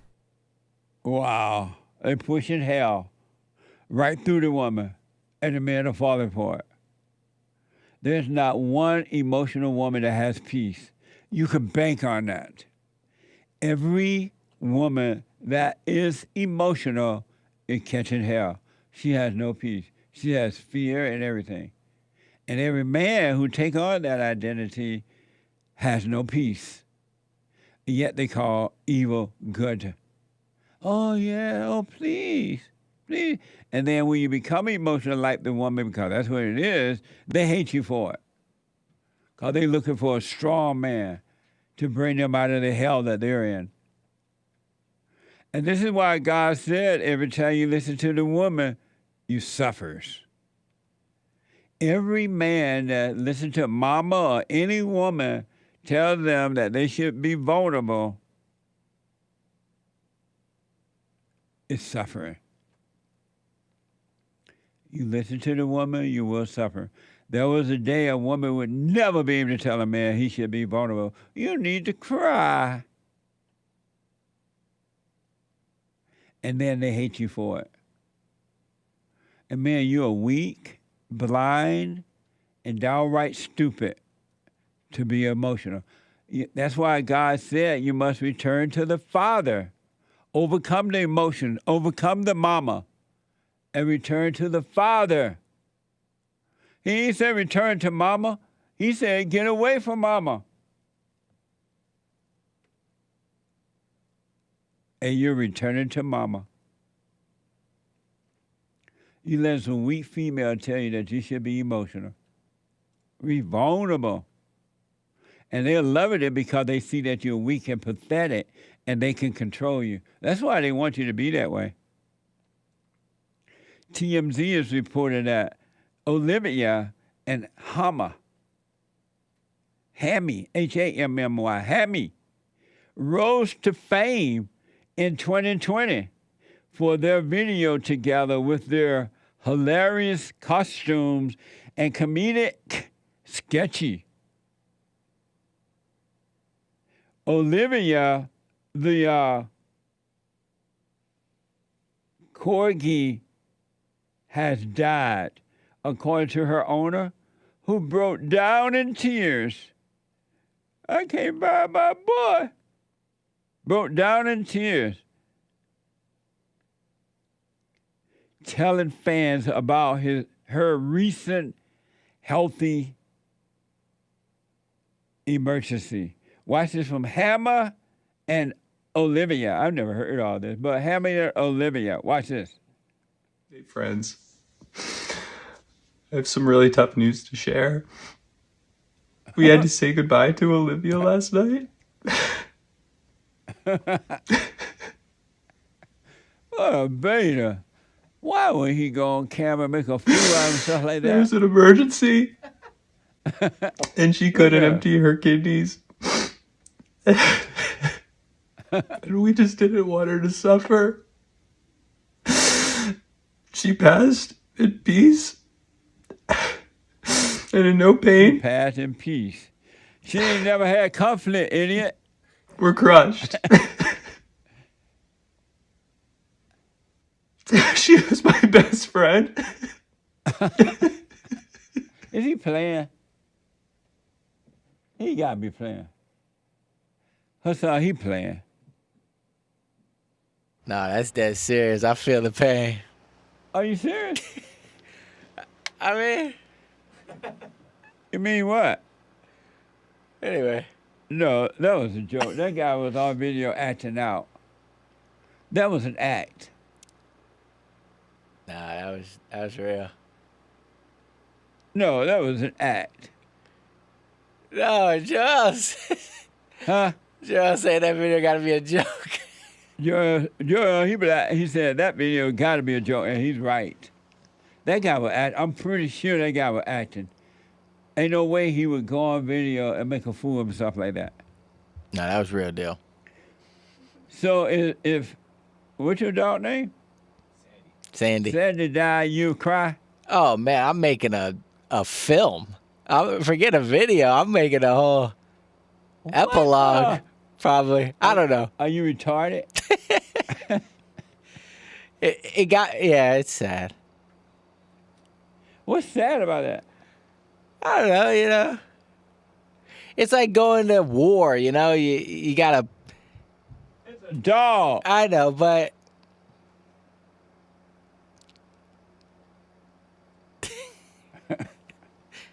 Brother in arms. What? Brother in arms. What does that mean? I don't know. I think it's some sort of army term. Oh, you don't even know what I mean. Men, this ain't normal. This ain't normal, men.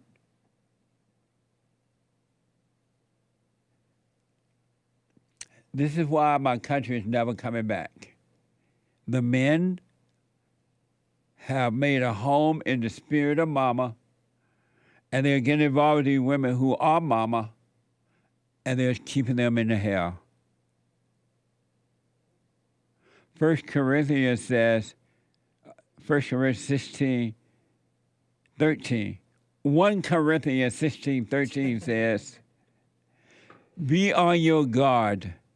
Stand firm in the faith. Be courageous. Be strong. Be on your guard. Stand firm in the faith. Be courageous. Be strong. There is no courageousness in that act, or strength, or faith. It was all evil. But I still believe that guy was acting. He looked like he was acting. Didn't it look like he was acting, Hake? It sounded like acting, but it looked like acting too. But one cannot tell because when one's really going through that, they're acting too. They're just acting up. That's a good point, but he need to come back on and say, I was just playing. He should make another video. I was just playing.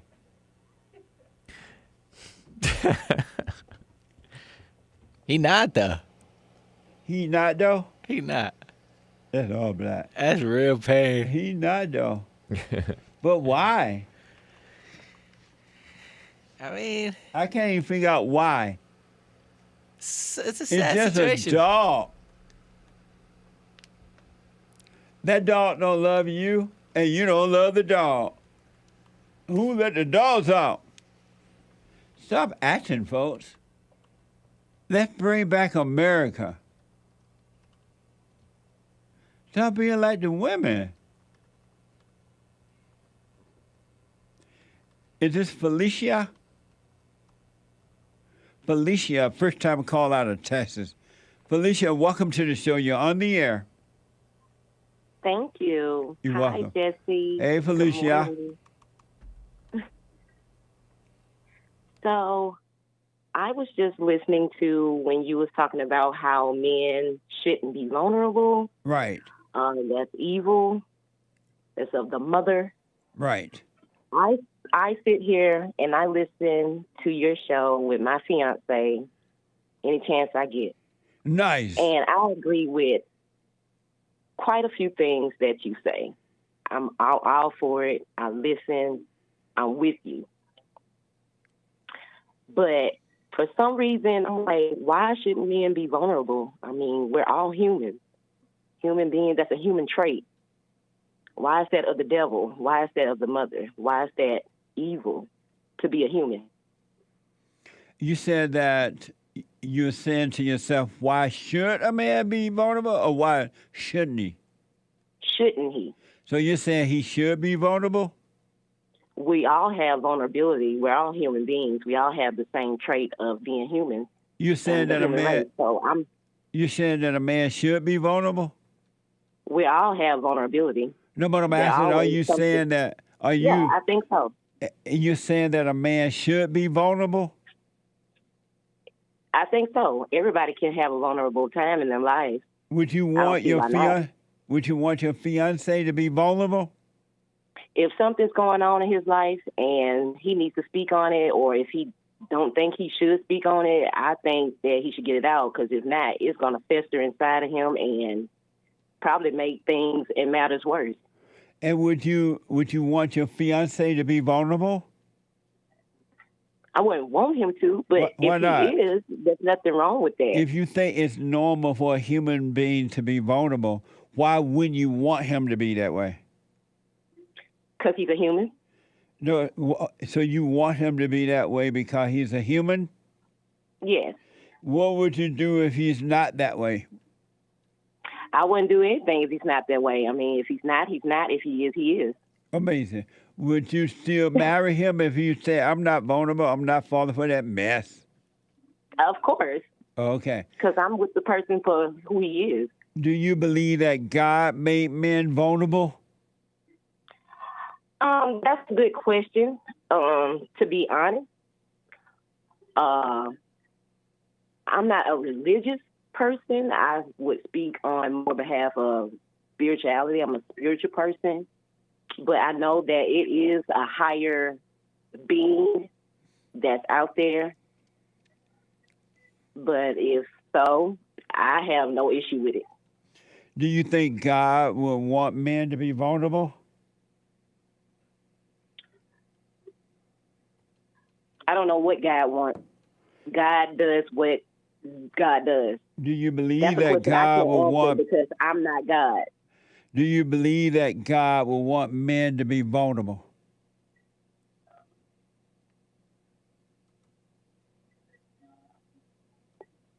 I don't know what God will want. Do you believe that your spirituality, God, will want men to be vulnerable? My spirituality, God, Yeah. I would. Thank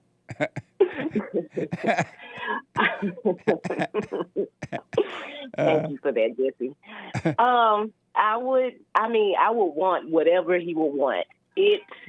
They pronoun whatever the being higher self is. But like I say, I would say higher self, higher being wants what it wants. So do you believe that Because everything will work itself out for whatever it is at the ending. do you believe that your higher being, God, will want your man to be vulnerable? I don't know what he would want. I know what I want. And you want a vulnerable man?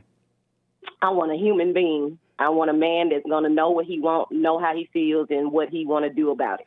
And are you going to obey him? Of course. You going to obey your husband? Yes. You are? Yes. So why don't you obey him now? Why don't I obey him now? Yeah. That's a good question. We have been speaking on that, and I've been working on self. So you're not obeying him now before the marriage. What makes you think you're going to obey him after the marriage? I am. Well, I'm not going to say I'm trying. I'm doing. But if you're going to obey him after the marriage, you should be obeying him before the marriage. Yes. Well, why aren't you? I am. No, you're not. I'm not? No. Okay. That's why he had to yell at you. He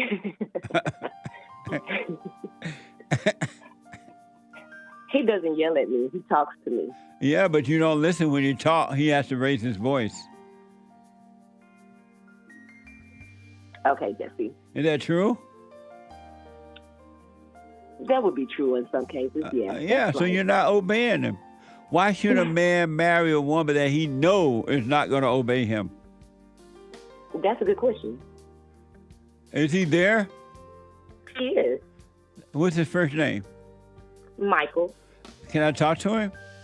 You sure can. I may end up breaking up your thing. Oh, no, you won't. Because hold on a minute, hold on. 888-7753-773.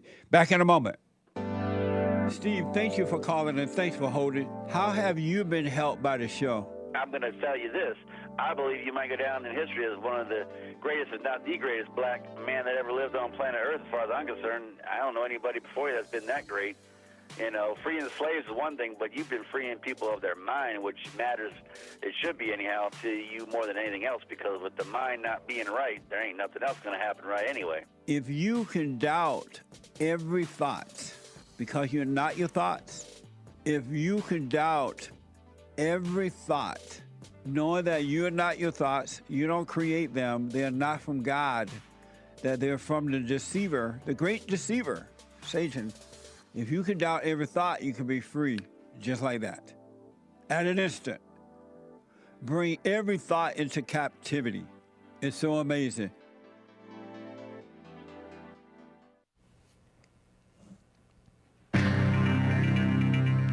Israel-Palestine war drama. You want your war propaganda? I got it for you. Bin Laden's anti-Semitic letters all over the TikTok girls' feeds. And don't get hepatitis or HIV from a Massachusetts hospital. And a judge is keeping the fake BLM victim Breonna Taylor case alive, even though she's long dead. Rest in peace, Breonna Taylor. This is the end of hour 2 of the Jesse Lee Peterson Show. There is one line open. You can call in to JLP right now, 888-77-JESSE, 1-888-775-3773, during Hake News, not fake news, to get on air with the third and final hour of today's JLP show. And after the Jesse Lee Peterson Show at 9 to 11 a.m. Pacific, the Hake Report. And I got Tomfoolery Show joining me. We're going to talk about women in politics. So do join me. You can call in and talk to Tomfoolery. It'll be fun. And then after that, at noon Pacific, The Fallen State. Check it out with that former football player and congressional candidate or something. Nice. Black, too. Should be entertaining. And, of course, American Anchor, baby. Nick Stream, 4 p.m. Pacific time. Always fun. Taking a flight. And then, of course, church on Sunday. And shout out to the ladies for the great women's forum last night. I presume it was great. The Israel-Palestine war, the evil UN fake human rights chief, communist buzzword human rights, has called on Israel to grant his team access to Gaza to investigate competing claims about the Al-Shifa hospital. Situation needs an independent international investigation, supposedly. According to Commie Nonsense Network and the far-left ladies at the Skim, Volker Turk said the request comes as Israel released a photo and video of an alleged operational tunnel shaft that they claimed was found inside the Al-Shifa hospital complex in Gaza. Hamas has rejected the claim as baseless lies. Earlier today, the body of a second hostage was recovered near the medical facility, an Israeli military spokesman said. She was identified as Yehudit Weiss, 65-year-old Israeli woman kidnapped by Hamas militants October 7th, or terrorists, or whatever you want to call them. Shifa, thousands of civilians remain inside that Shifa hospital in northern Gaza. More than 650 patients. Pressures mounted on Israel to prove claims of a Hamas command center there. Israel says that their search is ongoing and has released a video of what they say are weapons in a tunnel shaft found inside. The army says that they found that body of that hostage as well in the building nearby. Bin Laden's letter to America. Anti-Semitism, says the ladies at the Skim. Concerns of anti-Semitism are mounting. Osama bin Laden's letter to America has gone viral on TikTok, adding to accusations that the platform is promoting anti-Semitic messages. Meanwhile, Elon Musk, by the way, is being called out for a tweet supporting so-called anti-Semitic conspiracy theories used by the Tree of Life synagogue shooter. It comes as a suspect was arrested in the death of a 69-year-old Jewish protester this month. I guess that was in L.A., right? He hit him, allegedly. The White House Deputy Press Secretary Andrew Bates is opening his big mouth about the TikTok and letter to bin Laden thing. There is never a justification for spreading the repugnant, evil, and anti-Semitic lies that the leader of Al-Qaeda issued. And that was his statement after dozens of young Americans, dozens only, they said, according to Commie Nonsense, posted videos on TikTok this week expressing sympathy with Osama bin Laden's justification for the terror attacks on September 11th, allegedly. The videos recirculated a 2002 letter that bin Laden wrote critiquing the United States, including their government and America's support of Israel. The videos received millions of views before they were later removed. Psh. Watch out for Hep C's and HIV. 450 patients at a Massachusetts hospital were potentially exposed to hepatitis. What a mess. And HIV in the past 2 years, according to hospital officials. Investigation underway to see whether improper administration of IV medication was the possible cause. And a judge declared a mistrial after a jury failed to reach a verdict on the federal fake civil rights charges in Breonna Taylor's death. What a mess. I'm James Hake. Now back to JLP, Hour 3.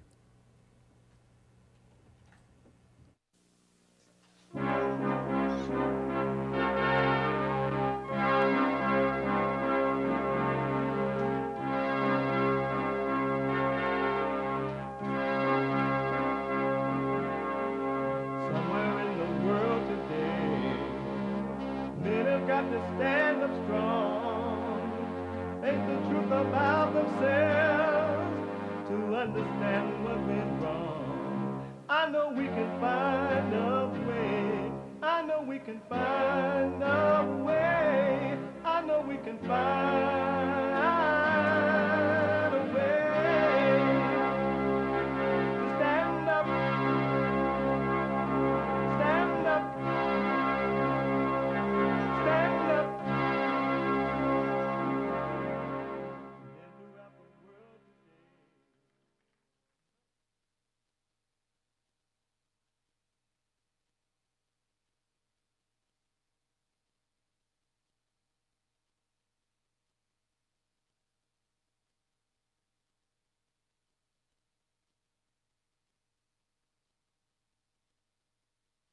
Uniting the races with truth instead of dividing them with lies. We're also rebuilding the family by rebuilding the man. I am Jesse Lee Peterson. Welcome to the third hour of the show already. There is one line open. One. If you want to jump in there, 888-7753-773. 888-7753-773. My biblical question for this week. The biblical question, have you ever and can you ever solve a non-practical problem by thinking about it? Have you ever and can you ever solve a non-practical problem by thinking about it? Amazing question. We have every way that you can watch and support the show listed on jesseleepeterson.com/show. jesseleepeterson.com/show. You can podcast all the shows if you're not, you're busy, you can't see and just watch it as it's happening. But while you're still busy, you could be listening to the show on your iPhone or iPad by calling the listen line at 641-793-1500. 641-793-1500. And don't forget to like, follow, ring the bell, subscribe. Follow us on rumble.com/Jesse Lee Peterson and Jesse Lee Peterson on Instagram. Amazing, huh? Jesse Lee Peterson on Instagram. To donate and have your comments read out loud, go to Buy Me a Coffee. BuyMeACoffee.com/JLP Talk, RebuildingTheMan.com, and Bond JLP on Cash App. Bond JLP on Cash App. You got to know how to app. It's Friday. It's Get It Off Your Chest Day. And every Friday is Express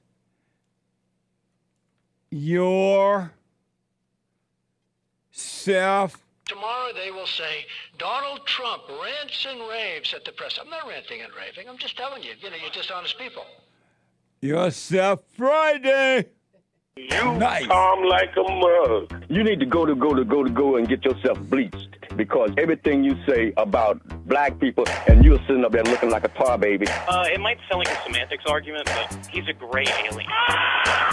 I wonder if he's been smoking pot. I'm Tyler. I'm 21. I'm a high school graduate, and I work in the Marine Corps. Maria. I'm 30 years old. Nice. I have my school, PhD Tyler. in cancer biology. I think intelligence is better defined as your adaptability and your problem-solving skills more than it is your education. He seems... Grad school, I went to University of South Carolina, and undergrad, I went to University of Florida. Why don't you guys rank each other from 1 to 6, including yourself? 1, 2, 3, 4, 5, 6. 2, me, I don't know. PhD, cancer biology scientist. I work in a biotech company. We make COVID-19 testing kits, stuff like that.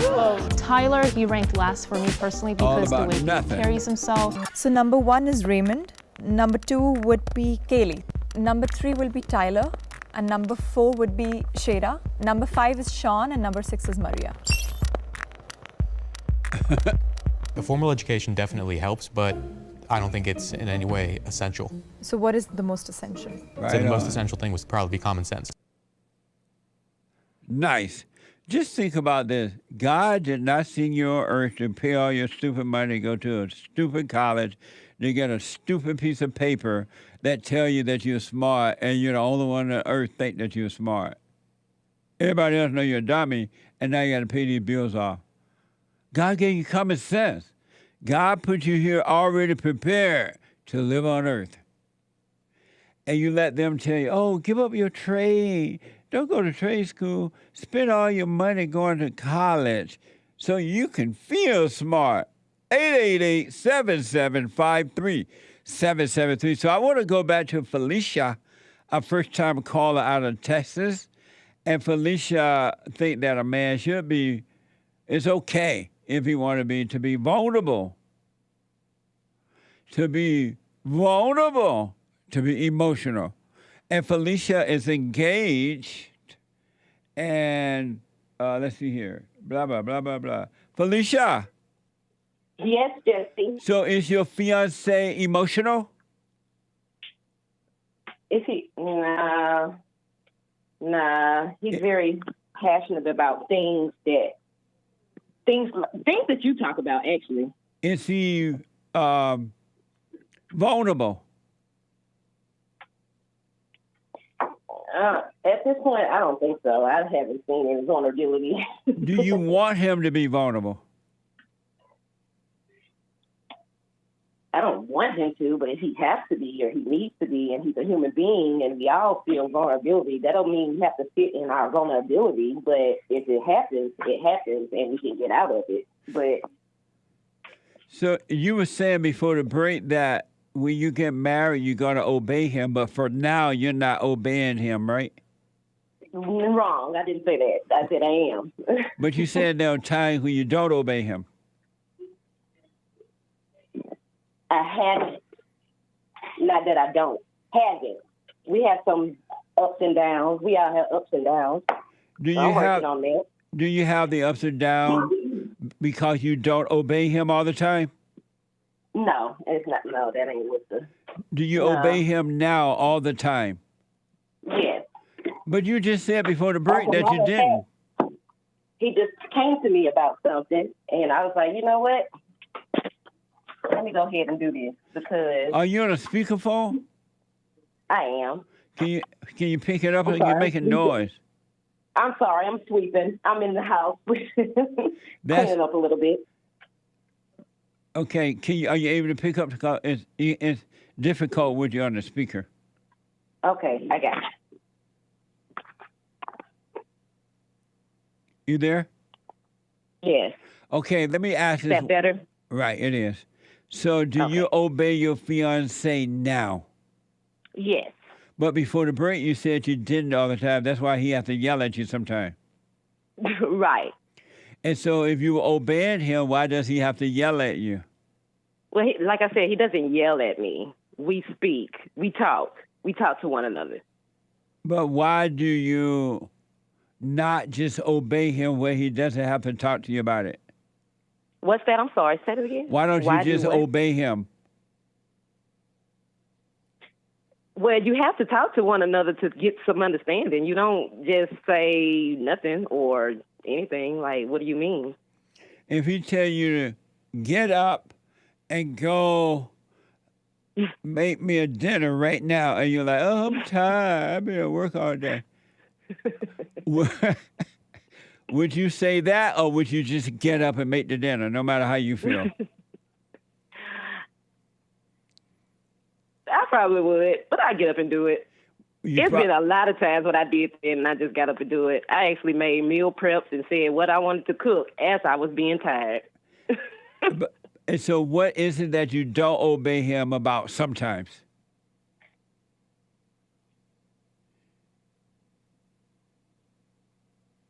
I don't know, because to be honest, we've been on again, off again. We just got back together maybe about 2 months ago, and it's been good so far. It has. Should It has. a man ever marry a woman that will not obey? I don't think so. You don't think he should? A man that would never obey his a woman should. A man shouldn't No, I said marry should a woman man, that would never obey him. right. So I agree. Should a man marry a woman who doesn't obey sometimes? That's totally up to him. Should he?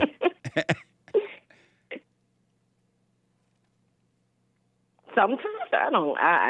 I don't know. That's a good question, but I don't know. Why don't But you if know? if they're never doing anything that he's not saying at all, then why? Oh, but is Michael there? Yes, and you asked me before. He actually works from home, and he was on a call on the okay. break. But I'm not sure if he's still on a call now. But he does work from home. Okay, well, that's and fine. he If he's is here. busy, I won't bother him. I just wanted Yeah. to see why would he marry a woman that won't obey him. Oh, okay. When you get married, are you going to stay at home and raise his children? I would like to. I don't want to work. No, is it because you're lazy or you want to raise the children? No, it's not because I'm lazy. I'm very work ethic. I have a lot of work ethic. I have to be moving around and doing something. So I can't be lazy and just be sitting and doing nothing. Are you black?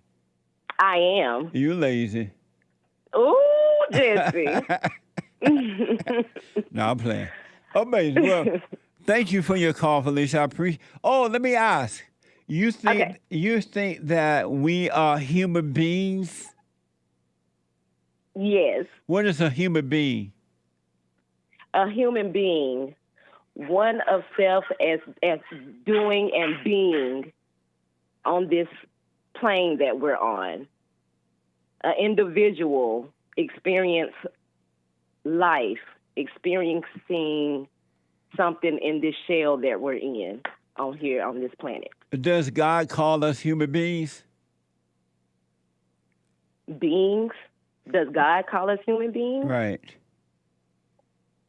I would think he would call us beings. But does he ever call But us I'm human not sure beings? what he would call us. The reason I asked because I never thought about that word. It has crossed my mind. You haven't? Really? But Okay. I'm wondering, where did the idea of human being come from? You know what? To be honest, that's a good question to me because it might be a man-made word as well. Right. I'm not sure, but I just feel like we are a type of being that's here that we're experiencing and going through. And so you said that you are a spiritual person, right? Yes. What's a spiritual person? A spiritual person is someone that has, I guess, that's identified with the higher self or higher being, just knowing that things will work itself out. It's kind of like knowing something you didn't know you knew because it's already instilled in us. So are you like a Oprah human being? I mean, Oprah spiritual person? I would think so, yeah. You like a 'Cause Oprah I'm not going to spiritual? I'm not going to knock off anybody's belief. If somebody believes something, if that's working for them, cool. No, but I believe in are you something like that- a Oprah spiritual person? Open? Oprah. You know Oprah, you told Hopper to beat me? Oprah? Oh, you say, Oprah. Okay. I don't know how Oprah is spiritually, so I'm not really sure on that behalf. Amazing.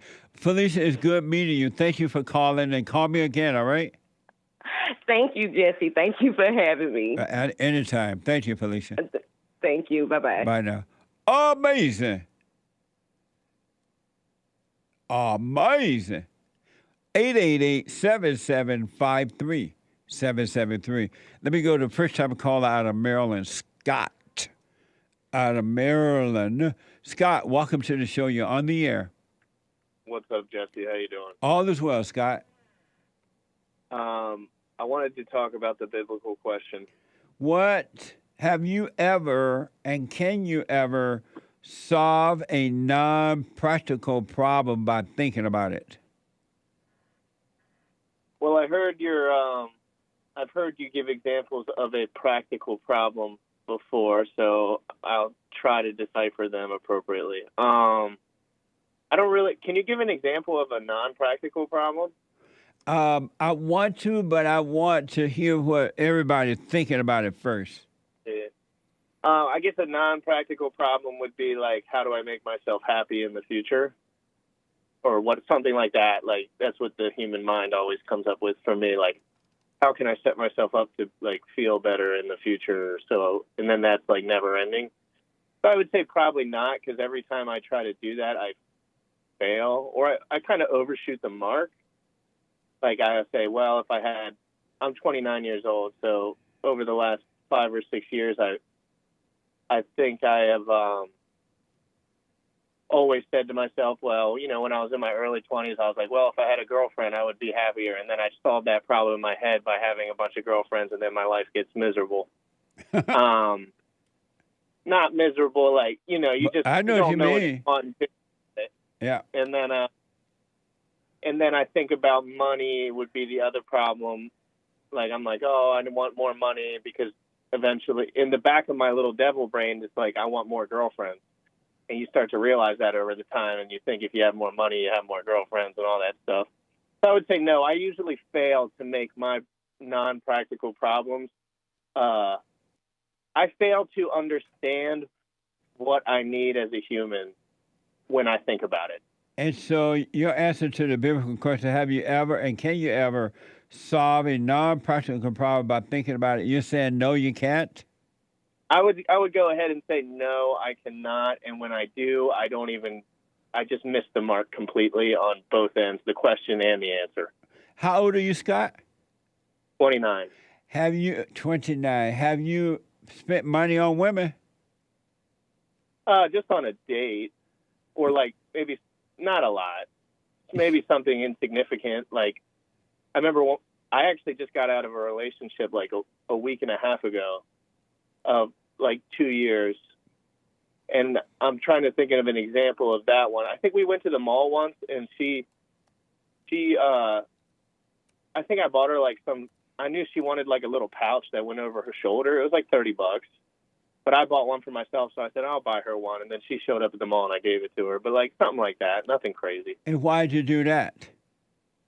Probably because I just wanted her to be happy for 2 seconds, but probably for selfish reasons. I don't know. It was for selfish reasons? Most likely in the back of my head. And why did you think giving her money or buying her something would make her happy? I don't know. Because she has everything she wants, so she could have bought it herself. And did she become happy and stay happy once you bought it for her? Hell no. Amazing. I've been listening to you for 1 month. I found you on some memes on the internet, and then I think I've been going to church. I never was raised in the church ever. Nobody mentioned God to me one time until in my 20-something years of living, and then I started to have problems with smoking pot all day and like alcohol. Yeah. In my early 20s. And so I was like, why can't I stop doing this very effectively? Or like, why does it feel so good to me to do this? And I knew it was wrong somewhere inside of me, but I didn't know really what the deal was. So I started going to AA meetings and stuff, and they started talking about God, and then I started reading about God and the church. But I'd say it was definitely better that I didn't have a prior understanding of it. Absolutely. What do you think about Absolutely, man. I know what you think about people calling themselves alcoholic and stuff.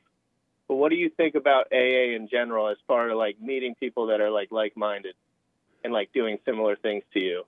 It does no good to meet a like-minded person in AA.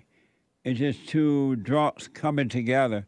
But if you can meet someone that can point you back to within, then you're on the right track. Yeah, I think that's good. So you don't hate it, but you probably are aware there's many problems with it. Yes, I don't hate anything or anyone at all. It's just that I know now for sure and without a doubt, there's nothing that anyone or anything can do to cause you to overcome the issues of life, and that only returning within can do that. And one of the things that I've heard about AA is that they have you stand up and say your name and say, I'm a drunk, I'm an alcoholic, I'm this, I'm that. And all they're doing with that, if that's true, is keeping you in hell by making you identify with another devil. Because So you don't think there's like anyone that call themselves those things believe that they are, and as long as you have identities, you would never know God. You would know about him, you would hear about him, but you would never know him. It's only when you have nothing to hold on to, no identities, no nothing, even no ideas about God, when you come to know God. Yeah, I have zero ideas about after going to church for like a year straight, going to AA for many years, and praying and doing all these things. And I've been doing the silent prayer as of the last month because I like to give things a shot. So I just said I'll give it a shot. I don't have any problem sitting there for 15 minutes. I think it's very comfortable, actually. I can fall asleep a little bit or nod off. But I have zero idea. And every time I run into someone that has an idea, I don't talk to them anymore. Have you forgiven your mother? Funny, I did. Yeah, I did like last week. You went to her?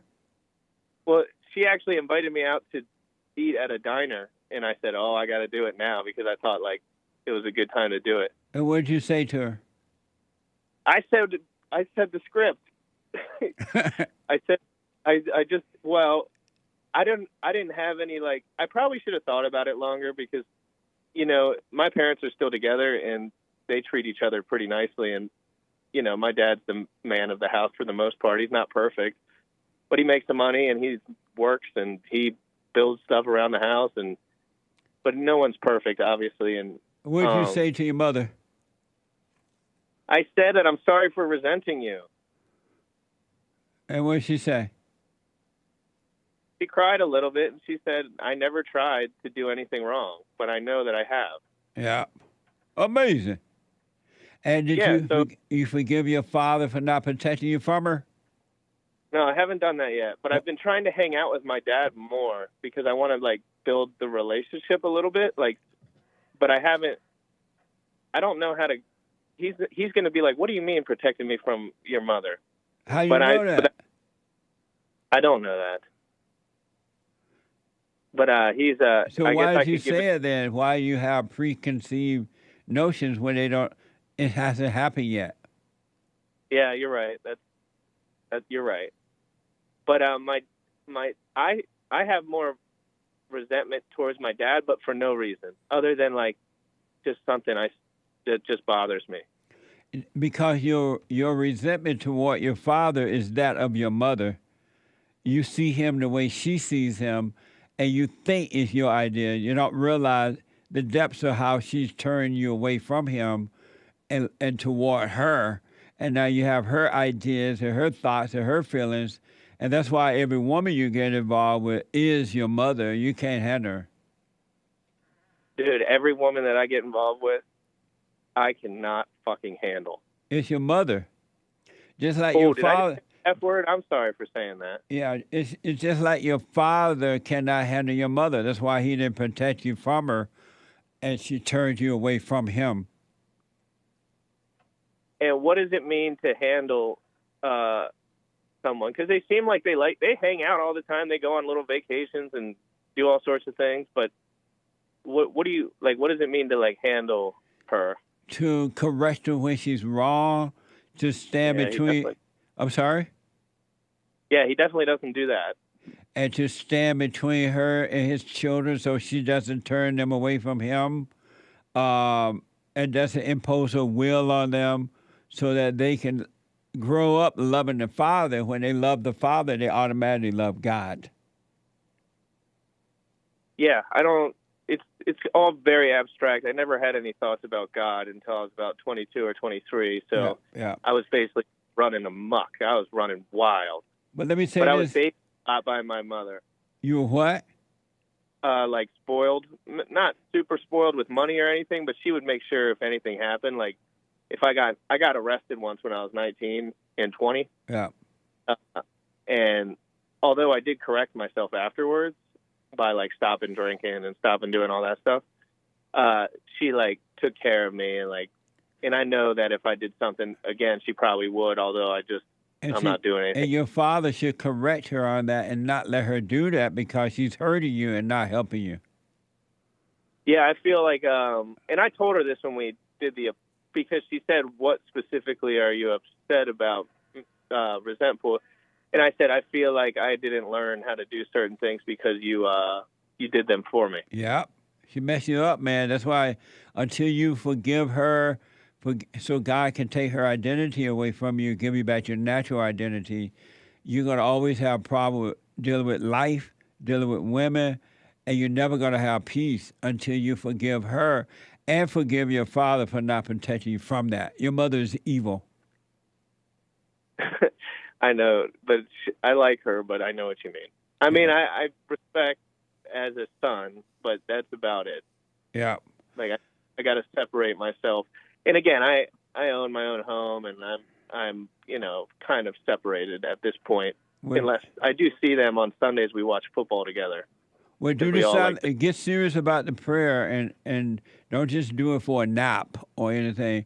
And God will allow you to see and things will become amazing for you. I got to run, Scott. Thank you for... I got one more question. Yes. Okay. So when it comes to practical problems, one thing that, and I know a lot of people have to be thinking this, I work, and I'm working right now, and but I always in my head think about a million different things. Like I non-practically think about work all the time, about what I should be doing in the future to like prepare myself and like to have a better job and like blah, blah, blah. Is that something that I have to let go of, like thinking about these things, or is that something that I should be thinking about because it pertains to a practical issue? There's nothing practical about those things at all. Working? No, thinking about all that stuff. So I should just work until like something pops into my mind or comes across my table? You should do the silent prayer so you can stop thinking. All right, so I'm not going to think about work anymore. I'm just going to do my job. Yeah. And that's, all right. That's a weird answer, but okay. But that's the truth, though. That's the way you were created to be. You were not created to think. Yeah, because if the more that I think about my work situation, and I kind of like my work situation, to be honest, the more I go into like a neurotic mess in my head.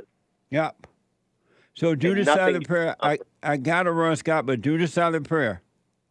All right, Jesse. I appreciate your time. It's been fun watching you over the last month. Right on, buddy. Thank you. Have a good one. You too. Amazing. 888-7753. 773-888-77 Jesse. Super chat. Super chats. Amazing Asia bought a coffee. I've been doing the silent prayer not every day or every night, but I'm doing it when I remember to, and have finally seen my thoughts enter my mind and then leave, and I realize many of my thoughts are so ridiculous. The thoughts just crack me up these days. Thanks, Jesse. I'm waking up and I'm a woman. Can you believe it? Right on. Stay with it. And it doesn't matter that you're a woman. God loves men and women, boys and girls, and he wants all to return to him if you want to. So stay with it. You haven't seen anything yet. Commit to doing the prayer. You don't want to forget to be aware. All right? Let me take a quick break. We'll finish when we come back. The treasure chest is now open. The treasure chest is now open on D-Live. Back in a moment. Nice.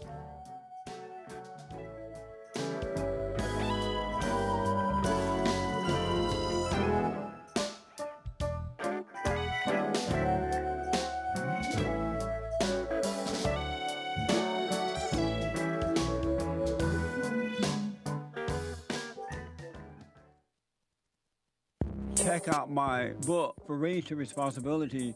I show you how I was able to overcome anger. The spirit of anger was taken away from me. I had it.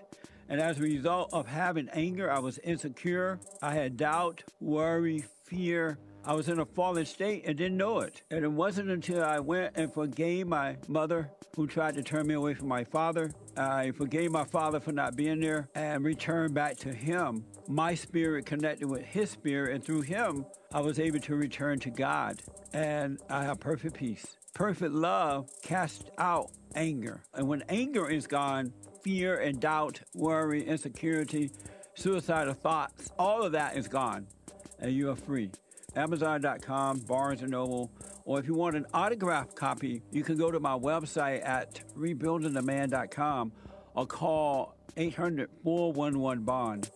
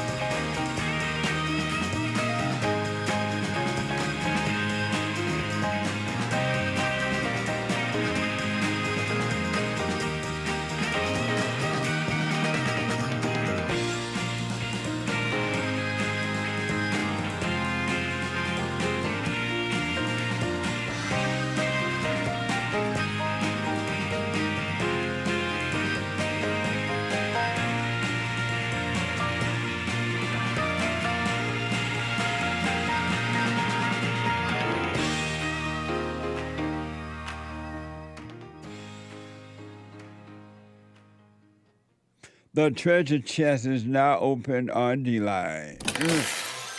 D-Line, come and girls, hide your hearts, girl. Let's finish those super chats. Oh, let me make the announcement. The Hake Report is coming up at the top of this hour. The HakeReport.com. And from 9 to 11 a.m. Pacific time. And Hake has a guest today. Is it at the first hour too? Is it Yes. at the first hour? And David, what? Tom Foolery, no David. Oh, Tom. Hey, Tom Foolery, no David. And then at 12 noon, a brand new episode of the FallenState.tv. An amazing conversation with Jerome Davidson. And Jerome is a pastor, former NFL player, and congressional candidate out of Arizona. Watch this. Next time on The Fallen State. What made you stop being an NFL running back? Age and injury. I'm led by the Constitution. What's great for the American people? Why do women listen to Satan? No. Jesse, please stop that. Stop what? You sweating. Yeah, You need to I'm stop. sweating now? No, you're not. Okay. Do you always, this guy, women don't have love? No. You talking about my mom? I'm out of here. The Democrats, every time that they're in power, they're the ones who use the system of the government as a weapon against the black people. What's wrong with the blacks?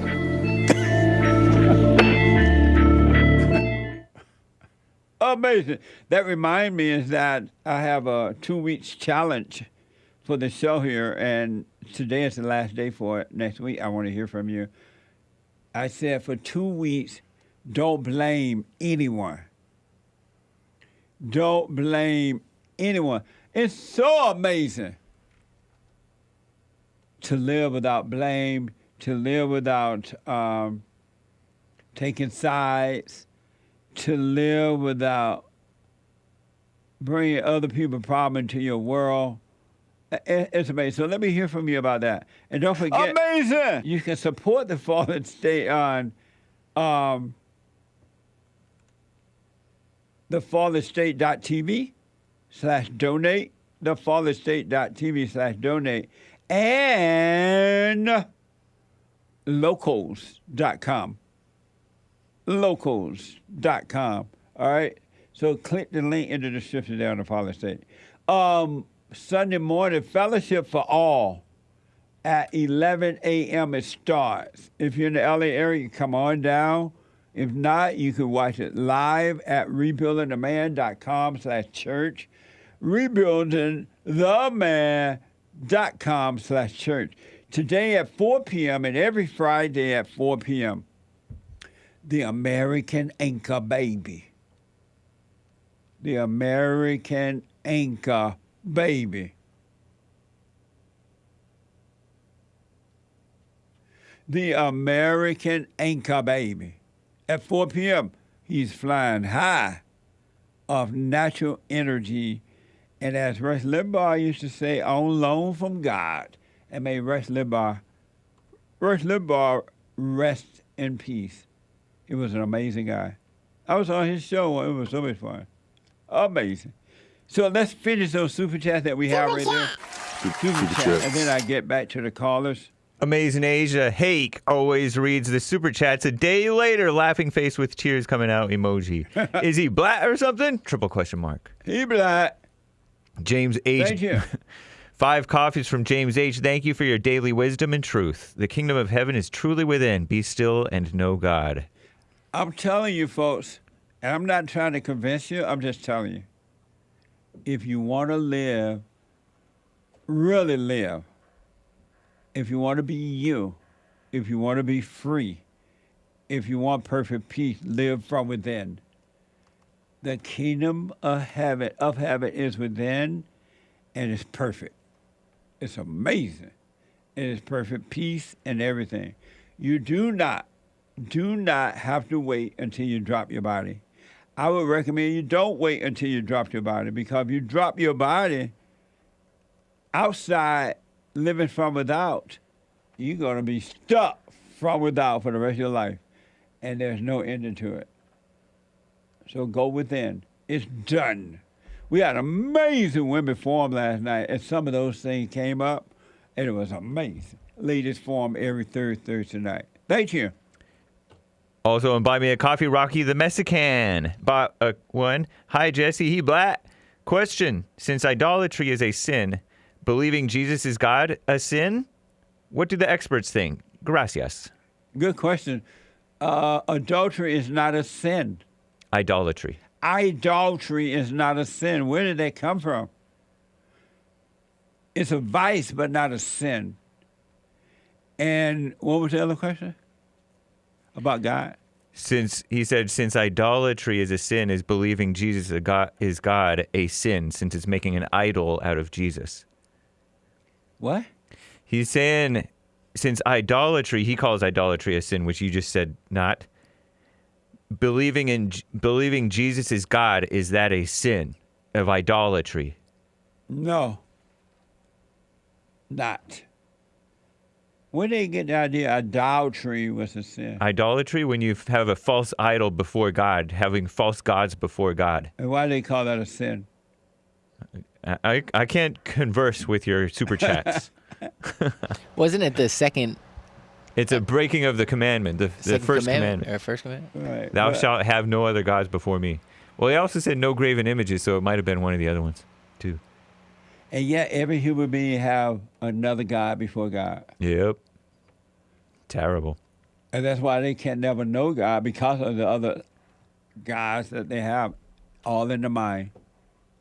Amazing. Thank you. My close and personal friend Jib Jab bought 5 coffees. I have a show request. Please consider adopting Mentally Ill Monday as a regular part of the show.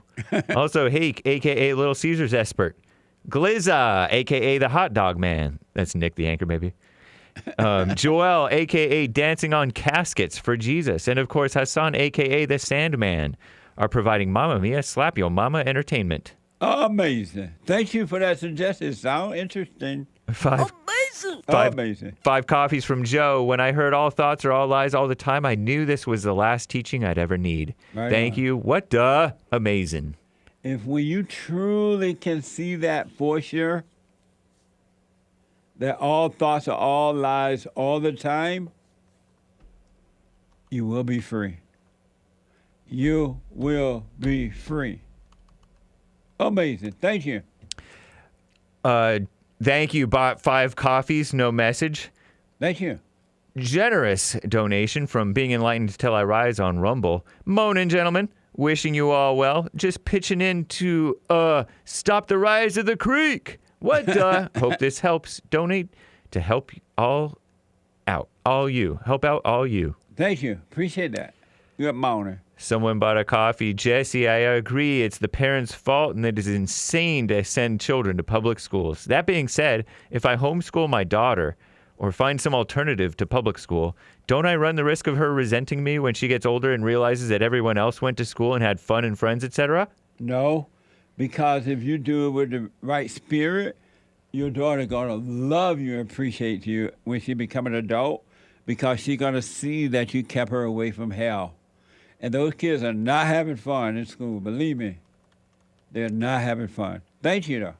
I am D. Fort, bought a coffee.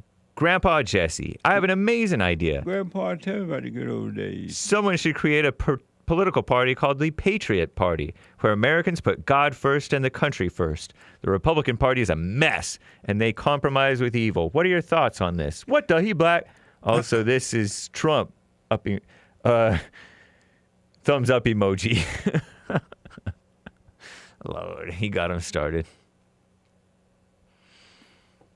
Trump kind of got his arm down a little bit. How's that? Yeah, that's better. How's that, Hassan? Perfect.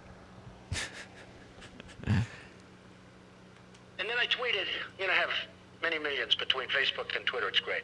It's like owning a newspaper without the losses. It's incredible. Amazing. Thank you. So Patriot Party, yay, nay, or Republican Party's a mess? The Patriot Party, the Republican Party, and the Democratic Party are a mess. The Patriots don't believe in God either. They just say it, and when they say it, it feels good. But they don't believe in God. They believe about him. They heard about him, but they don't believe in him. So it's just another title. Thank you. Appreciate that. 5 coffees from Soul Conscious. Jesse, do you notice just how shallow and materialistic people are? Was it always like this in the good old days? No, it wasn't. I was thinking about something else just now, too. I would talk to Hassan and James during the break and the staff out there. Apparently, there is an employee and employer and employee that's going off on each other. I haven't seen it or heard it. I just heard about it. I haven't seen any of it yet. And the employer, and I guess the employee, are going public with their argument. That is so crazy to me that it just shows things have changed. In the good old days, if an employer hire you and things went wrong, you just say thank you and walk away. You never went out and tried to hurt your boss, your ex-boss, or your ex-boss tried to hurt you, because they understood that things happen, and they both were grateful for your service and grateful for giving me a job. And that's when men had control of things, but the males today are just like the women. They go on the internet. And I'm stunned at the boss arguing with the ex-employee or employee online. It just doesn't make sense to me.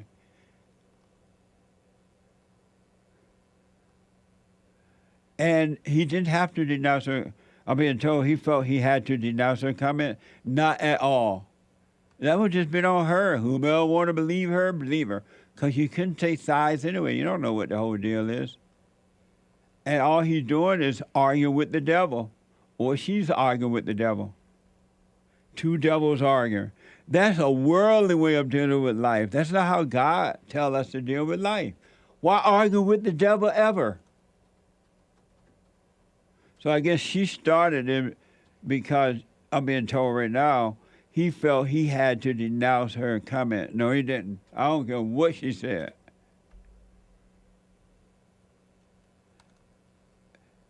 I'm being told, well, I don't want y'all to get in an argument. She never ever mentioned his name, but still, I don't know what it is. I haven't watched it, so I can't yay or nay. But I just know it's different now when an employee turn on their boss and go public with it, or an employer go public about his boss. His employee. Amazing, huh?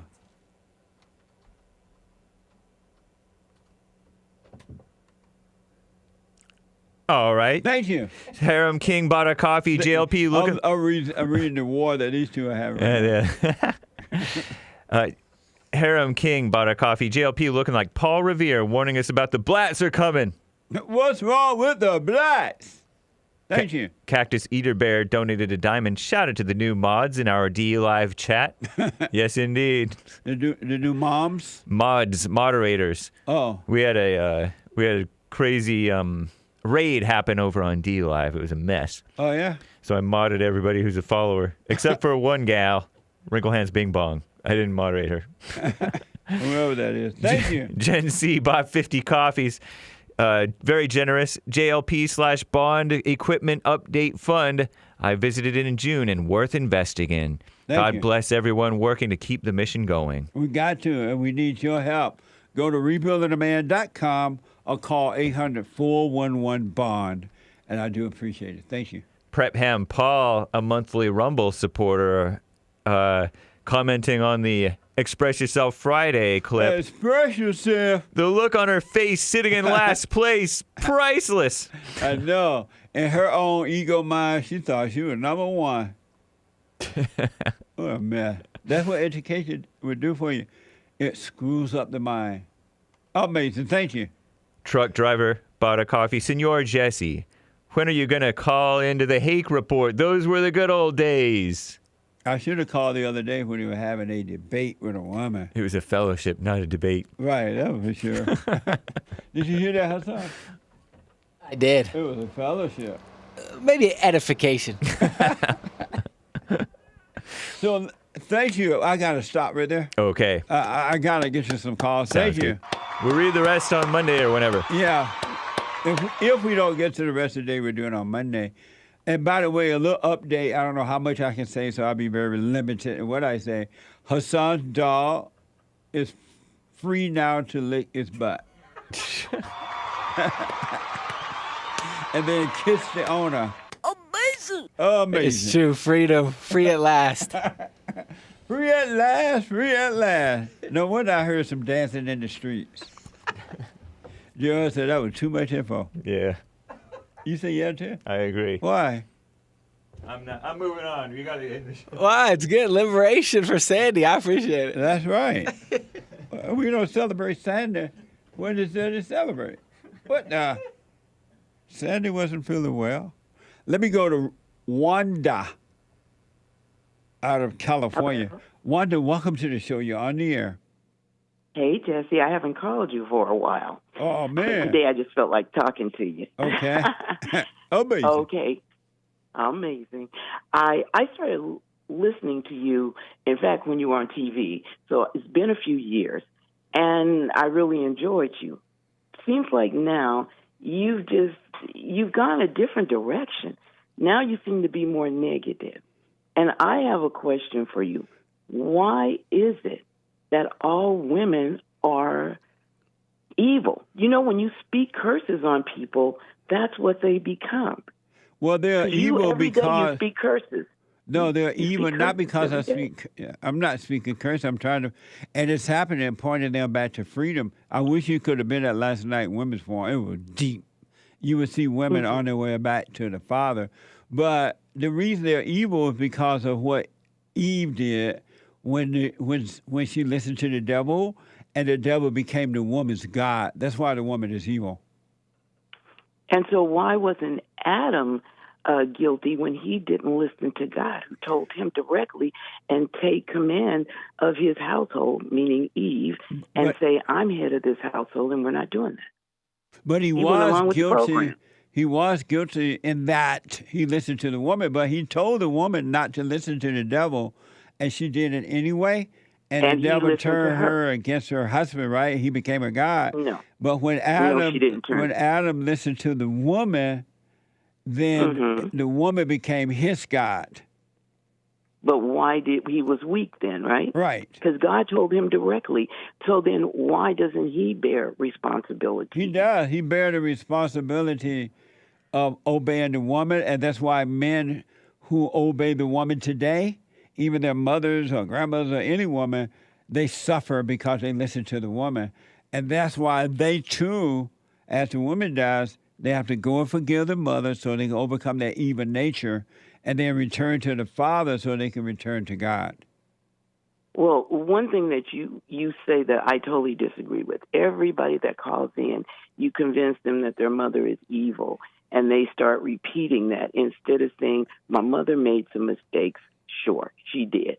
But she's my mother. I love her. And you say that thing, no women have love. I totally disagree with that. And how do you know that every human being that called me, I'm convincing them of that? Okay, I won't say that because I don't listen to your show every day. But that's what you I don't said, know. though. I said I take that back. Oh, I don't okay. listen every day. All right. I don't listen every day. But when I do listen to you, you're telling them your mother's evil, your wife is evil, everybody's evil. But you don't let them forgive. Mothers have no love. Why do mothers have no love? Because Satan is her God, and she does have emotion that feel like love, but love is not emotional. Satan's love is emotional, which is evil. Do men have love? God's love is dispassionate. It's not all that emotional stuff. Do men have love? That the woman has. When they overcome the mother and return to the father, but until then they don't. See, what I totally disagree with you is you putting a blanket statement out there on the whole world. Well, God said it. Was he lying? No, God didn't say all women were evil. Was God lying when he said all must be born again of the Father? Exactly. Was he lying?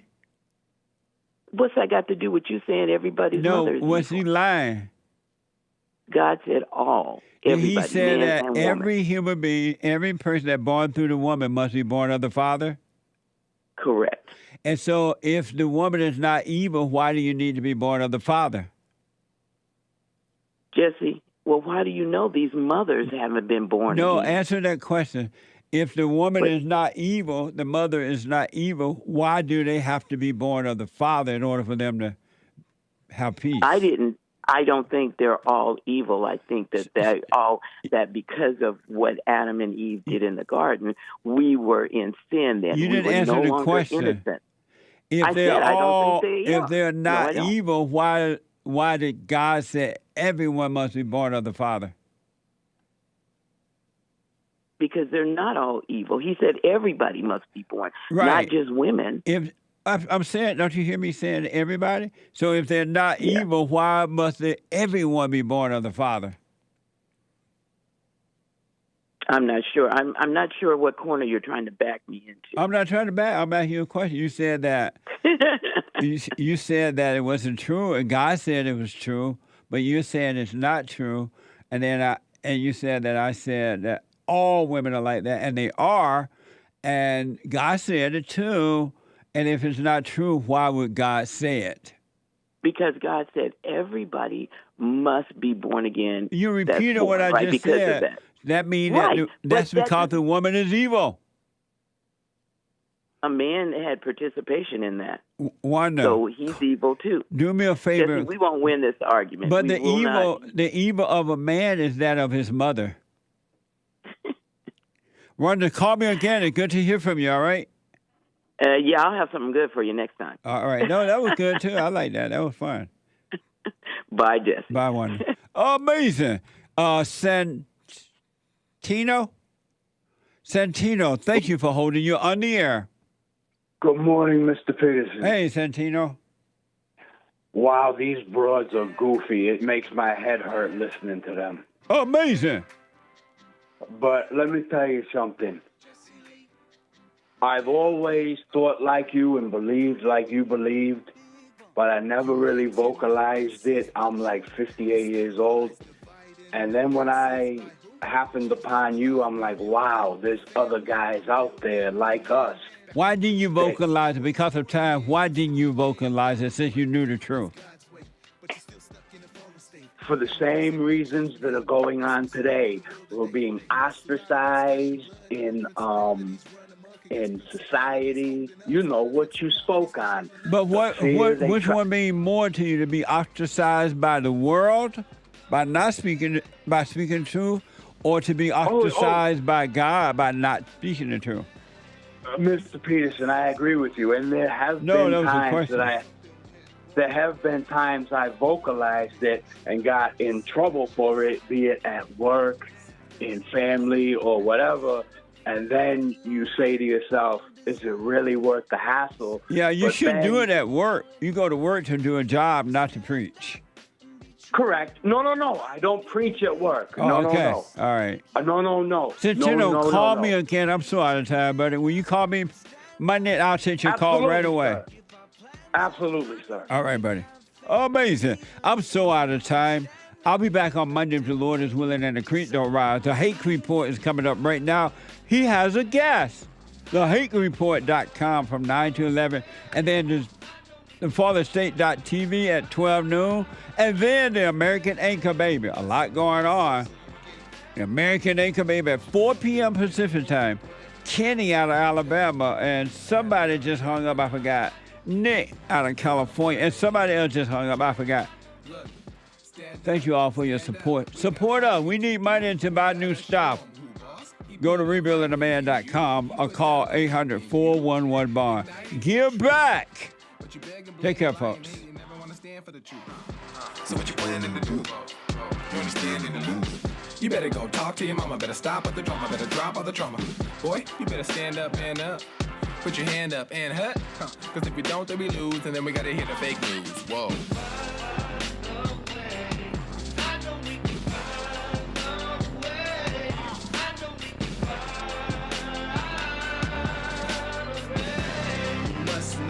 So you get something went wrong, but face the truth about yourself and just seek first God's kingdom, cause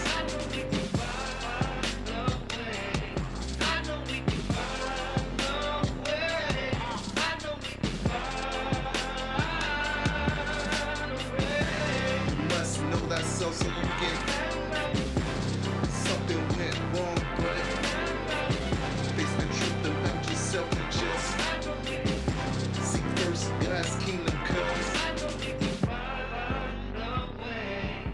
I know we can find a way.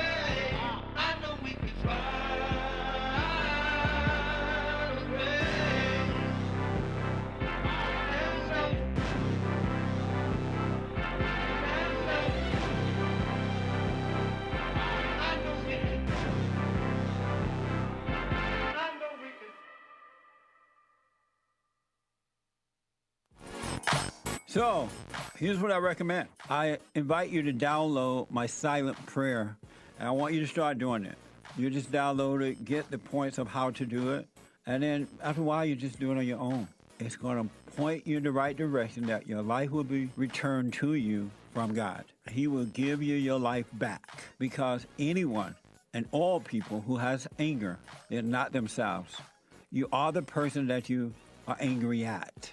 That's why it's so important to get to know yourself so that you can see who you're angry at.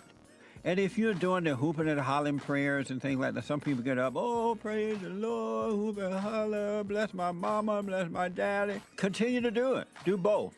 You will see if you want to stay with the hooping and hollering or do you want to be still and know God. So my gift to you, no charge, at rebuildingtheman.com/church.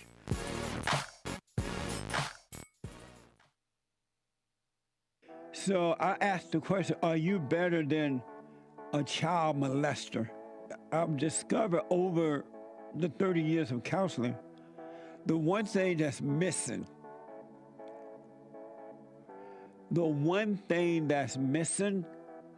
and I think because it's not taught in the homes or talked about, we don't have examples of it, right, is love.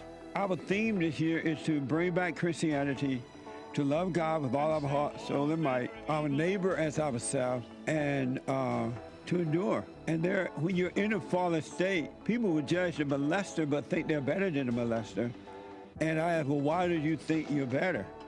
When I realized it doesn't matter what you think about yourself or how much you have or don't have or how you accomplish things in life or don't. If you have no love, you have nothing.